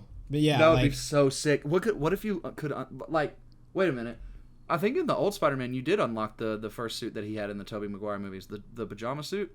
Yeah, you had or it was like a version of it, like his first suit. I want them to make his wrestling suit from the Tobey Maguire game or movies because they eventually added in the first Spider-Man they added Tobey Maguire's suit from his movies. Yeah, bro. Oh, and that was man. I will die on this hill. Tobey Maguire's suit looks sick. Yeah, I like it way better than I do Tom Holland's or Andrew Garfield. Yeah, I think I might have to agree with you as well. I think there are some things I liked about the Amazing Spider-Man 1 suit. I honestly think that they should have kept it the same. I think whenever they changed it in the Amazing Spider-Man 2, it looked honestly too similar to the Raimi suit. Yeah, I agree. Other than the eyes, it's just like I think that that's what Tom Holland and them needed to do is kind of go with more of a Raimi suit design and keep all of the like technical functions of the Tony suit, but just make it look more Spider-Man. Yeah, because like the first time we saw the Tony suit, it didn't really have like defined like you know how on Tobey Maguire's suit and even in the Insomniac games like there's the black lines on the suit and it defines that very well but Tom Holland's it's very minimal. They're there but they're not very noticeable and so his suit literally just looks like it's like red and blue and that's it. And so I wish they would have defined that a little bit more on his suit. Not knocking Tom Holland at all because he's far better Spider-Man than Andrew Garfield was, in my opinion. But like, I got to give it to my boy Toby. His suit just was fire. Man, fire. Hot fire, dude. Just like this damn trailer. Like, and this, again, like and this. And then Venom done come up out the shadows. Dude, bro. We will. And as soon as he said we, I was like, oh, it's Venom. Dude. Oh, it's Venom. Nah, dude. Oh, there's so many. Oh, dude. Fun fact, did you know that the... Bussing in my chair. Did you know that the guy who plays the Candyman is going to be voicing him in the game? No, I did not. Todd... What the heck is that guy's name? Phillips. No, I'm just kidding. No. Todd... What the frick is this guy's name? Todd... my bad. Tony Todd. The guy who played the Candyman, the original Candyman. Yeah. I know who you're talking about. Yeah, he's going to be voicing Venom, which I don't know that much about him, but I'm like, okay. He was also in Final Destination, I think. Yeah, he was. Yeah. Yeah, dude, this game is going to be freaking sick, dude. Man. Oh my God. I just... I feel like we're taking a little too much on the Spider-Man. No, man, screw it. I love Spider-Man. The last thing I'll say is, did you know that the trailer was actually running in-game? Bro, I did not. That was in-game footage. That was in-game footage. Or that was like an in-game cutscene, like running in-engine. Yeah. That's freaking nuts, dude. I think that I did read something today saying that all of the Sony games that were shown on PS5. Yeah. Which is great. Like, come on now. Like, we got... Because they're showing us what the system can do. Yeah. With the games that they're making for it. Yeah. Like, that's hype. Yeah. Yeah, man. Okay. We gotta stop. We gotta stop. Moving on It's to like the Star last, Wars. It's like Star Wars, dude. We could stay here all day. Yeah. The last and final thing, which again, My favorite. I knew it was gonna be here. It was like it was a given. God of War Ragnarok. I'm hyped. Yeah. I'm hyped. Still gotta play the first one. I know. Don't at me, but hell, I still gotta play all of the original ones. So at some point. I'm not going to spoil anything about the first one. I've already been kind of spoiled, honestly, okay. with the trailer. I don't really know what's going on, but they were throwing out stuff like, oh, Loki, and freaking gotta find out who Loki is. And apparently, that's a spoiler. And yeah, that's a huge spoiler. That is a ginormous spoiler. And I'm like, okay, but I still don't really understand how it's. A spoiler, yeah, you need to play the game to fully understand it. And I fully recommend it. It's phenomenal. I loved it. I spent I think 100 hours on the game trying to fully complete it. That's how much I enjoyed it. I got the platinum trophy for it. Yeah. But this trailer made me so hyped, dude. Because I wasn't expecting to see God of War this soon. I was. I wasn't. But that's just and so I thought surely with all of the hot shit that they dropped during this, with the Star Wars and Wonderlands and Project Eve and Forspoken, Extraction, the Alan Wake remaster, Ghostwire, and Blood Hunt, and then going on to Wolverine. And then, I wasn't as hyped about it, but a lot of people are. Gran Turismo. Mm-hmm. And then Spider-Man. I didn't think we were seeing God of War. I was like, yo, this has been a star-studded fucking, show for games. Yeah, dude. And I didn't think we were going to see it, especially since they hadn't shown it yet. Yeah. And then they played me for a fool, and they show it as the last trailer we see. And, man, we got a little bit of gameplay. Bro, we got a ton of gameplay. We got to see some new enemies. We got to see some fight cutscenes, like some of the execution cutscenes or whatever. Oh, bro, we get to see Atreus, his son, just going ape shit in the background on some people. Like he spawned in one of the fight scenes. He spawns like a whole ass elk to help him fight. Oh my god, dude! Whole ass elk. He did, dude. Go watch the trailer. Yeah, he literally, there's this part where Kratos is whooping the shit out of some dude, and he throws him across the room, and in the background, you see Atreus on the back of a ghostly elk, and that elk is on its hind legs, just whooping the shit out of two people in front of him. Oh, and, yeah. dude, oh my god, sick as fuck. However, I'm kind of sad about this game. Why are you sad? And I'll tell you why. After the conference, they met up with all the developers that they announced games for, and they had another conference. Yeah. And they announced that this is no longer going to be a trilogy, that this is the final game in the Norse saga of God of War. Yeah. So one of two things is going to happen. Kratos is going to die, and we're going to start playing God of War as Atreus. Yeah. Which I don't want to maybe happen. not. He could just retire. I don't want Kratos to die or retire. If Kratos dies or retires, don't make the games anymore. It ain't God of War at that point. It ain't. It's Atreus of War at that point. Atreus of War, yeah. But they announced that this is going to be a duology instead of a trilogy, even though they have been spouting trilogy since they made the first one. So that's a little disappointing as a fan of the God of War series and specifically the Norse series. I love the Greek more than the Norse, but this Norse saga that they've built up for Kratos is fucking sick. Mm-hmm. And I really loved the first game. Mm-hmm. But yeah, I hope that this game doesn't end with Kratos dying, and I hope that he gets another journey after this. But we'll see. Yeah, most definitely. But I'm super hyped about this game. Graphically, just looks good. The fighting looks smooth still. It wasn't like it was choppy or anything in the first one by any means. But it looks like the same fluidity of it. There's I almost forgot. Thor was in the trailer. Yeah, yep. How did I forget that? Yep. The literal fucking god of thunder. That was freaking nuts, dude. Also, Tyr being in the trailer is a huge spoiler to the first game, as well. Okay, I don't know how it is, but you know, that's the Yeah, thing. People keep you'll see saying when you play spoiler, it. spoiler, but I'm like, okay, how so? Yeah, You yeah, know, yeah. because I don't understand, like, you know. So I think from that aspect, like, I'm like, okay, like, all right, you know. And so like there's a lot of returning characters that we're seeing. Like do you remember the scene where there's the short little guy in front of two big doors and he goes come in and he backs into him and then right after that you see a blue dwarf inspecting Atreus? Mm-hmm. They were both in the first game and that's how you got your upgrades for Okay. Kratos. And so I like to see that they're returning. That's cool that they're continuing them as your upgrade system.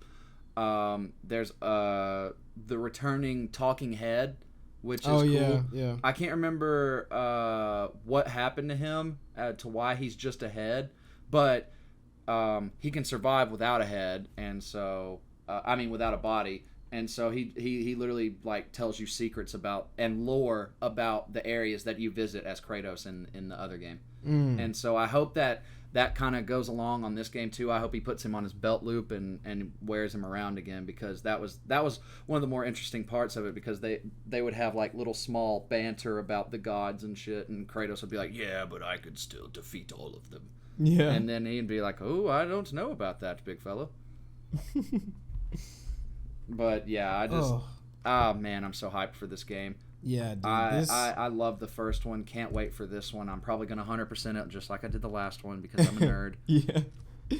Oh Also, man. just learning about Norse mythology through this game, and I don't know how accurate it is, but like with the Greek mythology side of Kratos and God of War, like there was definitely some accuracies there, but there was also some stuff they made up for their game. Oh yeah. But me not knowing anything about Norse mythology, I don't know what's made up and what's not.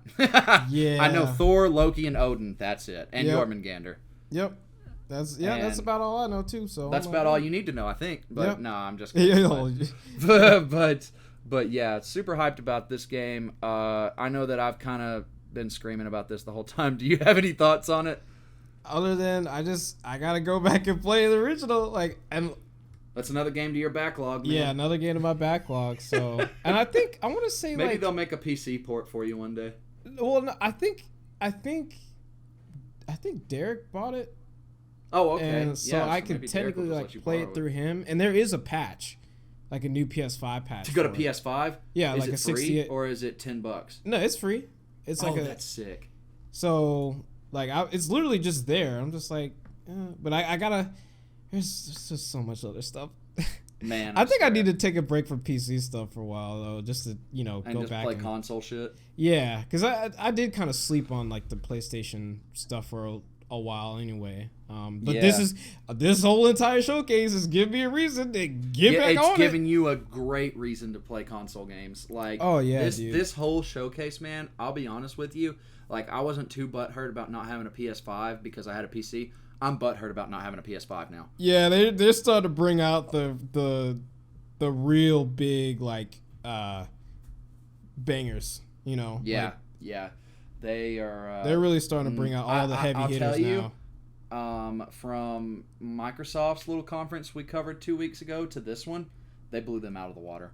I'm sorry, but Yeah, well, okay, that's not really fair because the Gamescom one was like tied into Gamescom, but even I think a more fair comparison would be their E3 showcase, and yeah, I think even with their E3 Xbox's E3, I think this I definitely, think putting the two showcases together, Gamescom and E3, I think this showcase still blows both of those out of the water.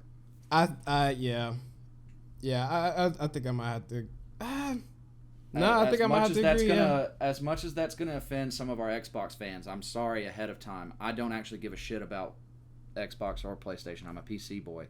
However, these exclusives look fucking fire. Yeah. And, well, to be fair, not all of these are exclusives. As a matter of fact, a not good all portion of them. Not all of of them them. aren't. But like like Star Wars was, Project Eve is, or no, no, not Project Eve. I'm sorry. It's the Square Enix game. Forspoken. Yeah, Forspoken. I think Forspoken is also a timed exclusive, like Knights of the Oh, Old okay. Republic. So it could, yeah, and yeah, that's another thing is some of these are timed exclusives. Yeah, so they will. Rainbow Six Extraction is not though. That's everything. Everything's getting that. Yeah, GTA 5. The Alan Wake remaster that might be an exclusive. No, that's for everything. It's for everything as well. Yeah. So GTA 5 obviously is already for everything. What about Ghostwire Tokyo? Do you know anything about that? I don't know anything. That is pretty much mostly everything in the first half is third party. Okay. We know that Marvel's Guardians will be everything. Bloodhunt is already everything. Deathloop is going to be everything. Kid A will be probably everything. Chia or however you pronounce it. I'm sorry if I'm butchering that. That'll probably be everything. Uncharted will definitely be just PS4 and PC. Marvel's Wolverine, Gran Turismo, Spider-Man, and Ragnarok are all exclusives, though. Yeah, very strong exclusives. Very well. strong. Man. Let me ask your opinion on that. Do you think they should drop all of their strong exclusives now, or do you think they should have waited for a little bit? Because, like, if you're dropping all of your good exclusives now, what's left? The crazy thing is, I think they got a whole lot left in the tank, dude. You think I think this more is just the tip of the iceberg. Yeah, to be honest. And the thing is, Xbox has got stuff in the can as well. That's the other thing. We don't know. Just because Xbox hasn't shown off, I'm really heavy Xbox hitters to come out with a Bethesda showcase, and it's gonna rock our shit, dude. I'm expecting Microsoft to really come out swinging. Like next year, I think next year is when Xbox is really gonna start coming out with like some really big stuff, because they still got stuff like they have Rare, so you don't know like what they're doing in terms of like on the Rare side of things. They could be coming out with a new Banjo-Kazooie. They could be coming out with a new Killer Instinct. Not to mention stuff like Hellblade. Like, who knows how crazy that crap is gonna look. We've been talking about like God of War, but like Hellblade is gonna be on Unreal 5. Yeah, dude. So Unreal 5 looks disgusting. Yeah. Oh my god. I think I was talking to you about this a couple weeks back. I was watching a video on PlayStation that was like 20 things that individual developers have done with Unreal 5 already, and my god. Yeah, dude. Yeah. So I think it's really this is just a really exciting time, because competition is great for everybody. So because this was such a good showcase, like Xbox is like in the corner like preparing their big stuff too, and it's just gonna be like a battle of juggernauts. And Nintendo is still Nintendo. Like, dude, Lord knows what crazy crap Nintendo's always got like crazy stuff in the back burner, so it's just a freaking awesome time to be a gamer, no matter who you are. Yeah, no matter what fanboy you are, whether you're Xbox, Sony, or PC, this is a great time to be a fucking gamer. Great time. Great freaking time, man. But yeah, man, 9 out of 10. If I had to give this showcase a rating, 9 out of 10. Easy. I'm saying the same thing. A 9.5. Yeah, not everything was like my cup of tea, but it doesn't matter. Like, because like the stuff that I was really excited for, and it just raised everything. Like, rising tide lifts all boats. And the rising tide was Star Wars: Knights of the Old Republic, Spider-Man, Wolverine. There's literally only 2 of these games out of this that I wasn't super hyped for. And that is the Guardians of the Galaxy and Gran Turismo. Yeah, well, it was a couple more. Deathloop. I'm hyped for Deathloop. I'm sorry to do you. No, like you're that, good. I'm You're good. I'm so excited for Deathloop. You're good. I just know how tired you are of seeing it, but like every time they show it, I'm loving it. Yeah, like I think it looks McDonald's. super interesting, but I do agree they have shown it way too much. Yeah, but yeah, that like what is secret about it anymore? Yeah. that wraps up the PlayStation showcase. I'll be honest, this could be a whole entire show. I'm pretty sure it's been like an hour and 45 minutes plus of just talking about this.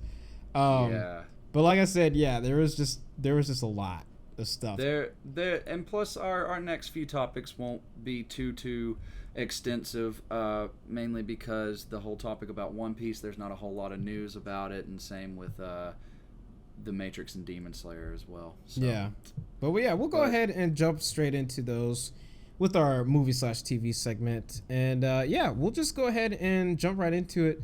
This Matrix Resurrection trailer dropped the same day as the PlayStation showcase, oddly enough, and I'm pretty excited. I'm not like a super. I was kind of into the Matrix for a while, for a little bit as a kid, but I kind of like fell off of it a little bit.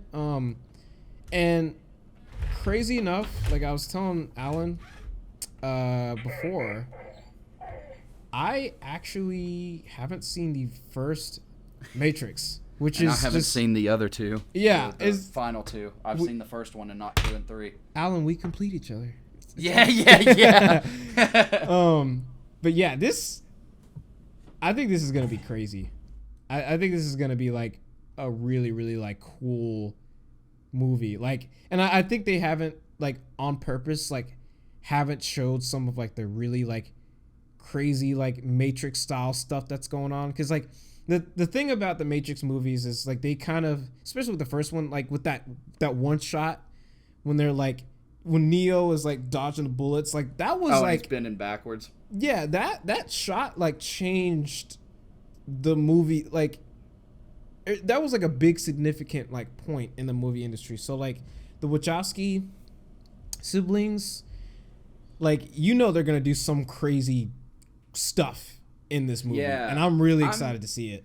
I'm really excited to know more about the story and just to watch, because like I'm going to watch the other two that I haven't seen, and most of you are going to think I'm a sinner for this, but I literally just watched the first one this past week. That's I had never seen them before. And that's because when I was a kid, I thought they were like not interesting, and that it was an adult movie, and so I didn't watch it, and I never did. And now that I've grown up, though, I have HBO Max, and all 3 of them are on there. I have to say, though, from seeing Keanu in all 3 of the movies, like on the cover art of them, it looks weird to see Neo with long hair and a beard. It honestly was kind of... As much as I love Daddy Keanu, I think he should have cut his hair and shaved for this one. Well, I think it's weird. There's like a couple shots, like I guess flashbacks, but yeah, I guess I'll get into that later on. But like, yeah, that was definitely distracting for me. I couldn't help but just think like I'm looking at John Wick. Is John Wick in the that's Matrix? Me too. Like, but that's the thing though. Like Keanu Reeves has kind of had that look for a while. Like that's kind of like his look. Yeah. But because he even looks like that in Cyberpunk as well. Yeah, he's just had it for a while. It's a good look, don't get me wrong, but it works for him. But I was just saying that like it's weird seeing Neo with long hair and a beard. Yeah, it is. It's kind of like okay, but there is, if you look like in the very beginning, it's really hard. Like blink if you miss it. Shot. There's a shot in the beginning where you do see him like outside of the Matrix. In their little incubation chamber or whatever, and you do see him like shaved, and it looks like he's like hooked up to stuff, and like that is there. But I think that's just like his John Wick look is like his Matrix look.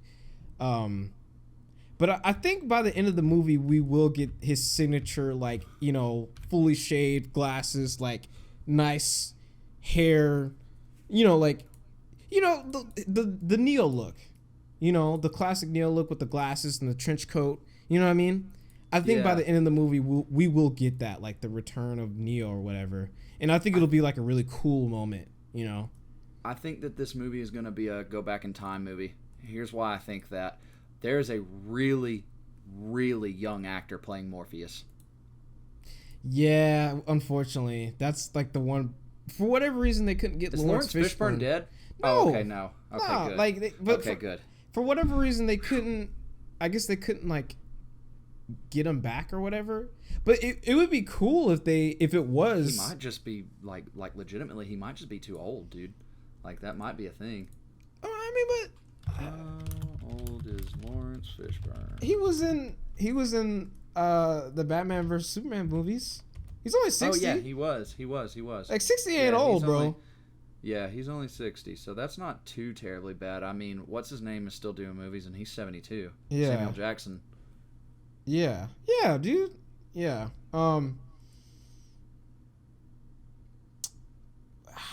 Yeah, it's a big like. It's a really big bummer. It'll be like hard to get used to. But you know, it is what it is. Same with Hugo Weaving as Agent Smith. They couldn't get they couldn't get him to come back. Yeah, but I think, you know, given the amount of time that it's been, like I think they did the best they could. You know, they brought back the important people, I guess. I mean, Neil all Patrick of them Harris is in it. Yeah, that was interesting. Yeah, he's an NPC. Yeah. He's an NPC. Yeah, that's pretty much what they are, you know. Like he's an extra. Yeah, an extra. Man, I do got to say though that I am excited to see this movie though. Yeah, me too. I'm definitely gonna go and watch the original. I see that the woman from the all the other movies is in it as well. Yeah, man, that played. Sorry. Yeah. I'm sorry. That was totally not needed at all. But one thing I want to know what about is we see in a scene in the trailer, or we see several times in the trailer, where Keanu Neo is taking blue pills, and from knowing the Matrix, we know that the blue pills make you see reality as what me and you see it. But if you take the red pill, then you wake up in that alien universe shit, right? No, that is the real world. Yeah, that's what I'm saying. Yeah, you see, like if you take the blue pill, you see the world as like what me and you see the world as, the real world. Yeah. And then but if you take the red pill, then you wake up and you're in a whole bunch of scientific bullshit. So like, is he suppressing his Matrix powers by taking handfuls upon handfuls of blue pills at a time? Man, you know, I can't really. Has he forgotten about everything? You got to watch the second and third one. There's so much. Does it kind of explain that? I can't even say what I think is happening because it's a spoiler. Just watch it. But yeah, maybe I think there is some memory wipage going on, or something, because or like a time skip or something. Yeah, I think it definitely is, because you see him at that one moment walk through the mirror, and after that is whenever he sees the Matrix version of Morpheus. Yeah. And they're like sparring in that dojo or whatever together. Yeah. Yeah. Oh, this is coming out this Christmas, it says. Yeah, dude. I just looked that up. I didn't pay attention to that whenever I saw the trailer. Yeah. I guess. I forgot how long it's been. The last I movie like came that out they're using some of the derpy physics that they use. Yeah, in the right. other ones. Right. Like you see, like whenever the agent turns, he like shakes his head all around and morphs into the agent. And, like, that's exactly how it was from the first one. Right. And then, like, the jumping around, like, Dude. how you can definitely tell they're on a wire and stuff, but it just looks smooth as fuck. Yeah. They're using that again in this one. Like, right in the trailer when that chick backflips off of the building and then jumps, like, pushes off of the other building. Like, oh, my God. Whenever I saw those two scenes, I was like, yo, that is, like, some... like classic Matrix shit right there. Dude, yeah. I mean, it makes sense, honestly, because they're in a simulation, so everything is kind of weird and So it gives them that leeway. It gives them that like that buffer, I guess, to like do the wall stuff. running and everything. Yeah, the wall running came like back. if it doesn't look like, you know, super, if it looks wacky, like it's okay, you know, like that's their, it's in the Matrix, so it's gonna look weird. It's gonna look like they're a glitch in the Matrix, you know. So it's like in universe, like it's so cool, dude. Yeah, like I'm all up for it. Like it looks like they're, it looks crazy, like in a good way, dude. I just, yeah, it's making me want to go back and watch these movies again, because like, yeah, I don't know if you remember, but like the fight scenes. There's a fight scene in the second one. The first one is sick. Yeah, but there's one in the second one that you gotta see. It's freaking nuts, dude. But yeah. I'm supposed to be watching those this week with my buddy Taylor, so yeah. I will definitely report back by the next podcast. Yeah, I actually, I'm not even gonna say I'm gonna watch the first one, because I know for a fact that it's probably not gonna happen. But I'll watch it with you. Hey, I've got HBO Max. We can hop in a Discord, and I'll stream it. I'm gonna have to do that, man. But yeah, this looking pretty awesome, dude. Really cool that they dropped this. Yeah, pretty this dope, week, man. Yeah. Let's go ahead and move. Go ahead. My bad. I was about to say, but speaking of important drops this week, yeah. Netflix gave us a little bit of just a little taste. Yeah. Technically, this is 2 weeks ago. This is kind of old, but. Oh yeah, this is rather old, but they gave us a little taste of what they are going to be doing with One Piece, and they're going to be doing a live action Netflix adaptation. Netflix. I guess that's what I was trying to say. I guess. Me and Daniel have already talked about this a little bit, but I really don't know how this is going to go.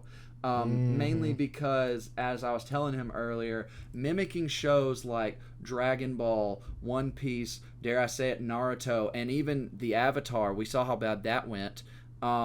It's very hard to mimic shows like that, because like One Piece and Dragon Ball do things that that normal humans can't do, obviously. Like, you know, Ace can stretch his arm out really fucking long, and so like finding someone that looks enough like Ace, that acts enough like Ace, whether or not they actually choose to make the characters Japanese versus just some white dude, or, you know, there's a lot of things that Netflix is going into it. All we've seen right now is just the logo. Yeah. And so I'm wanting it to be good, but I'm very skeptical just because of how I've been burned in the past by live action anime stuff. Yeah, well, I don't understand why they're doing this, and I don't understand why they're adapting this anime, because so they can have 400 episodes of live action bullshit. It ain't gonna be 400. It's gonna be like 500, like 600, dude. Like, it's ridiculous. Like, it is. It's bad. One Piece is the longest anime I think I know of. Like, I thought Dragon Ball was long. My God. Yeah, dude. I mean, like, One Piece is far longer. One Piece is still going. That's the crazy thing. Well, I mean, Dragon Ball is too, but like one of my friends was like, "You should watch One Piece," and I was like, "Is it over yet?" And he was like, "No," and then I was like, "No." I mean, you might as well like start. I'd get to the end of the show as the show was ending. Yeah, well, because like by the time you catch up, it'll be done. You know, like, so you might as well get a head start. Are they on the final season right now or something? No, but I think it is actually going to. Close. Yeah, I think they said it's gonna be wrapping up, or it's in like the final stages of wrapping up. That's cool. Yeah, I really don't know about this one, man. It just seems like such. The thing, One Piece is very wacky. It is very wacky. Like, just in terms of like the characters and the way and the way their powers work. Exactly. All of that other such. Like I said, I haven't seen the show, but I have gotten enough information from my friend Devin, who has watched it from episode 1 until now.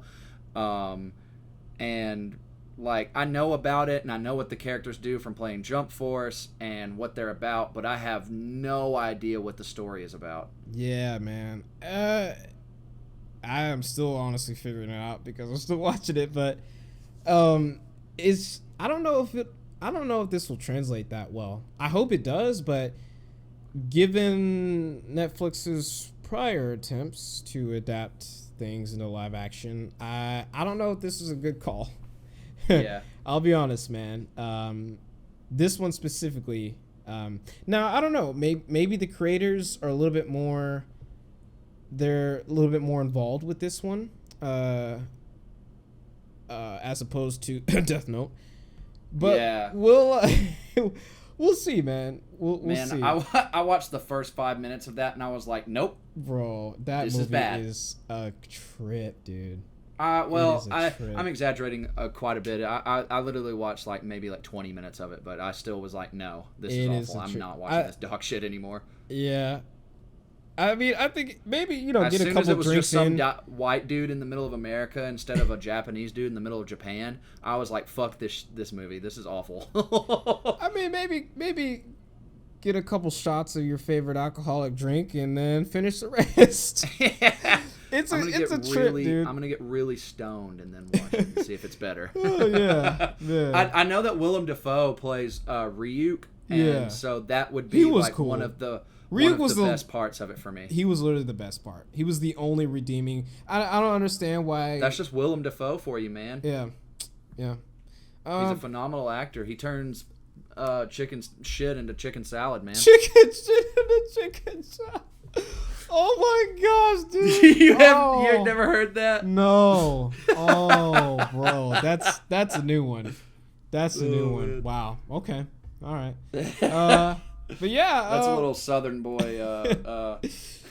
That's definitely something for you, man. But yeah, going back to One Piece. I hope it's good, but I'm not expecting a lot. Yeah. That's just how it is. But since we're talking about an anime adaptation, let's move on to the anime section where we will be talking about the season 2 trailer of Demon Slayer. Yeah.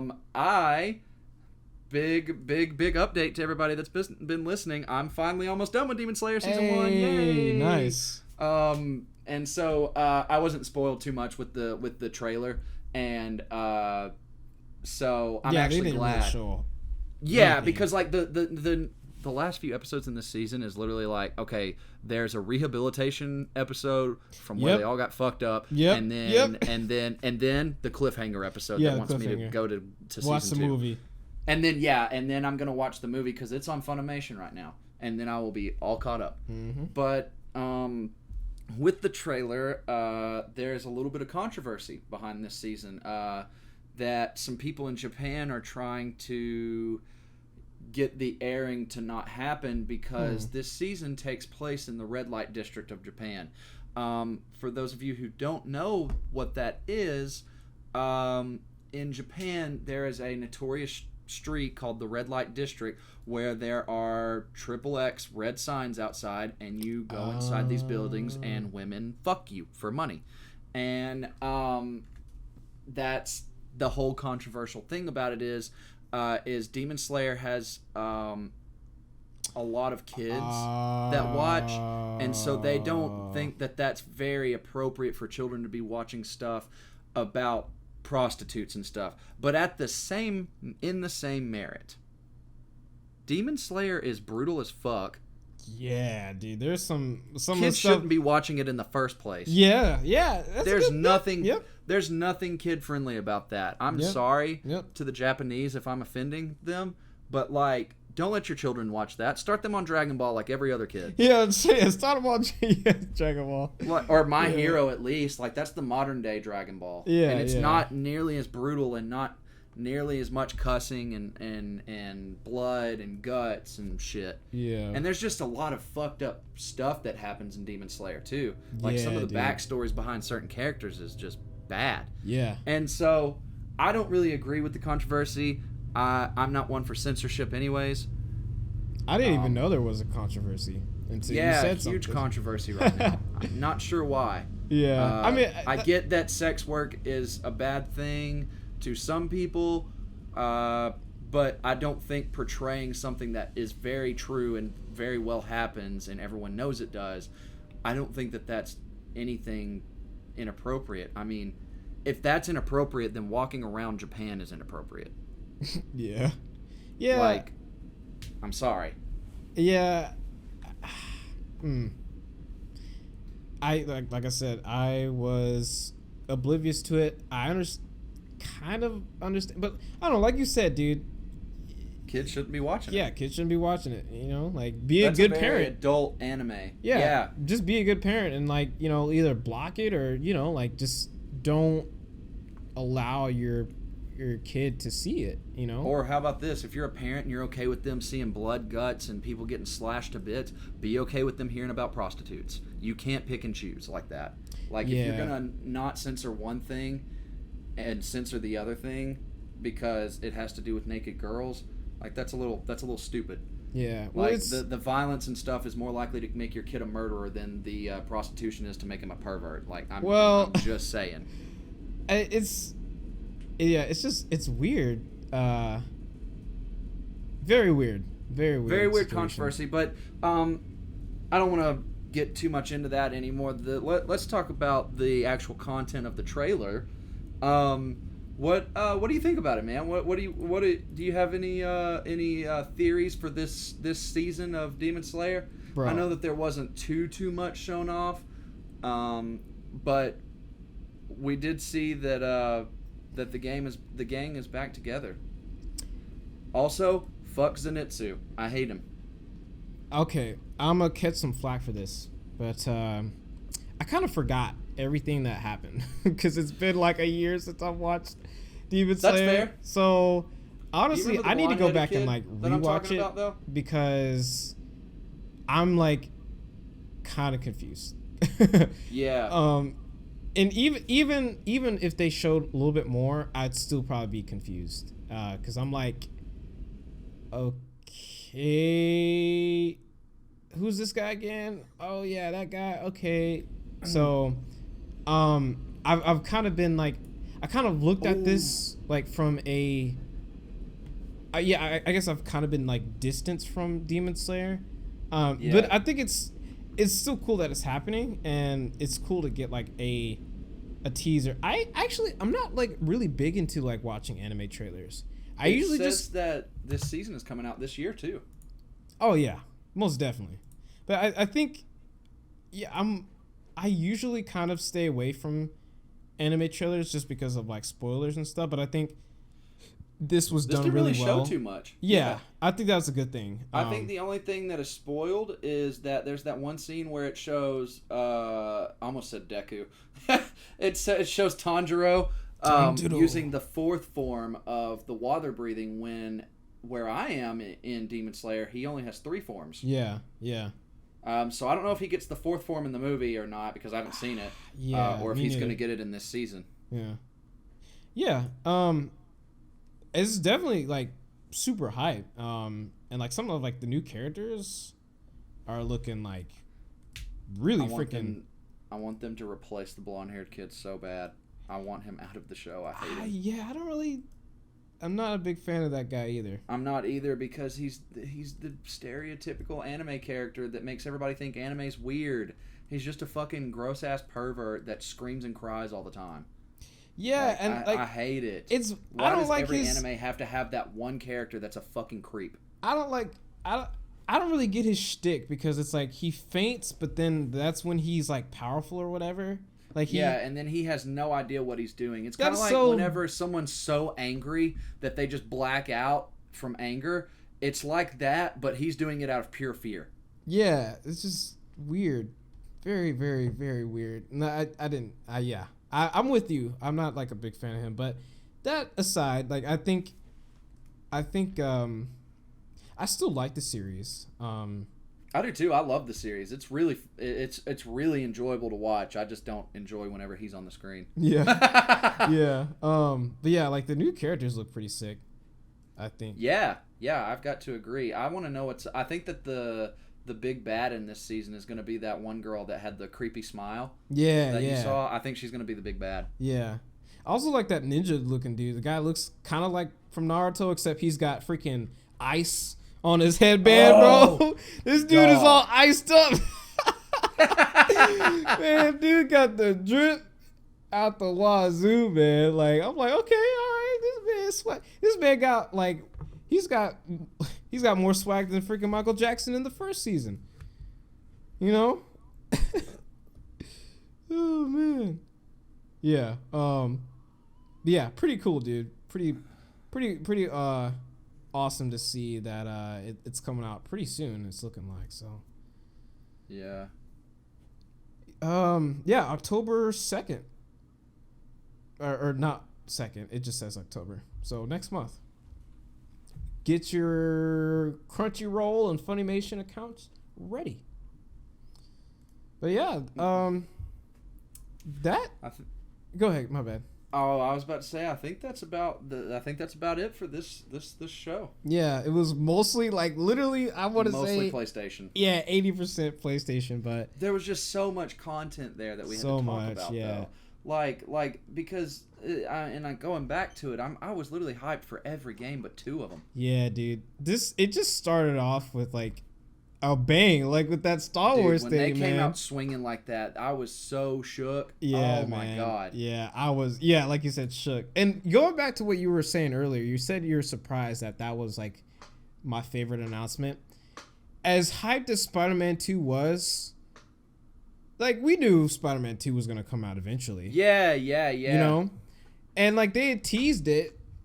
You know, when like the first game ended on a cliffhanger, so and we kind of knew Venom was gonna be in it from. Because they had teased Venom being Harry Osborn a lot in the first Spider-Man game. Spoiler alert. Yeah, or I guess we still don't know, but he's gonna be connected to him in some form or fashion. But yeah, so seeing it, I was like, okay, Miles is in it. We kind of expected that. It was just really cool to see it. Just the fact that in of itself was a surprise that we were seeing a trailer for it so soon. But with Star Wars, it was like, what? Well, like what? Like same with Wolverine. Like I'd say Wolverine and Knights of the Old Republic were probably my 2 favorite top announcements out of this entire thing. Just from the fact that they were both like genuinely like very big surprises, and I'm all up for surprises. I want to see new stuff. I want to see like, stuff that hasn't been announced yet. You know? Even if in Star Wars case it's been like rumored, we still hadn't like seen an announcement. And in a way, it was a brand new surprise because I didn't know it was gonna be like a PlayStation timed exclusive. I'm like, what? Okay.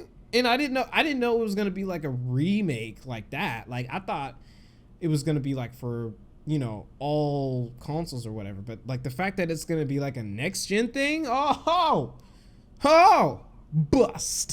Okay, bust. You know what I'm saying? Like, God, that chills, bro. Oh my God, like seeing. Oh, jeez. I gotta stop talking about it. Otherwise, it's gonna be another 2 hours. The Coder remake, though, man. Like, yeah, dude. I've been really wanting to replay that game, and Me now too. I'm not going to. I'm gonna wait for this. Really? Nah, I'm screw it. I've been waiting to start a new replay for a while anyway. So it's just on my list of things. But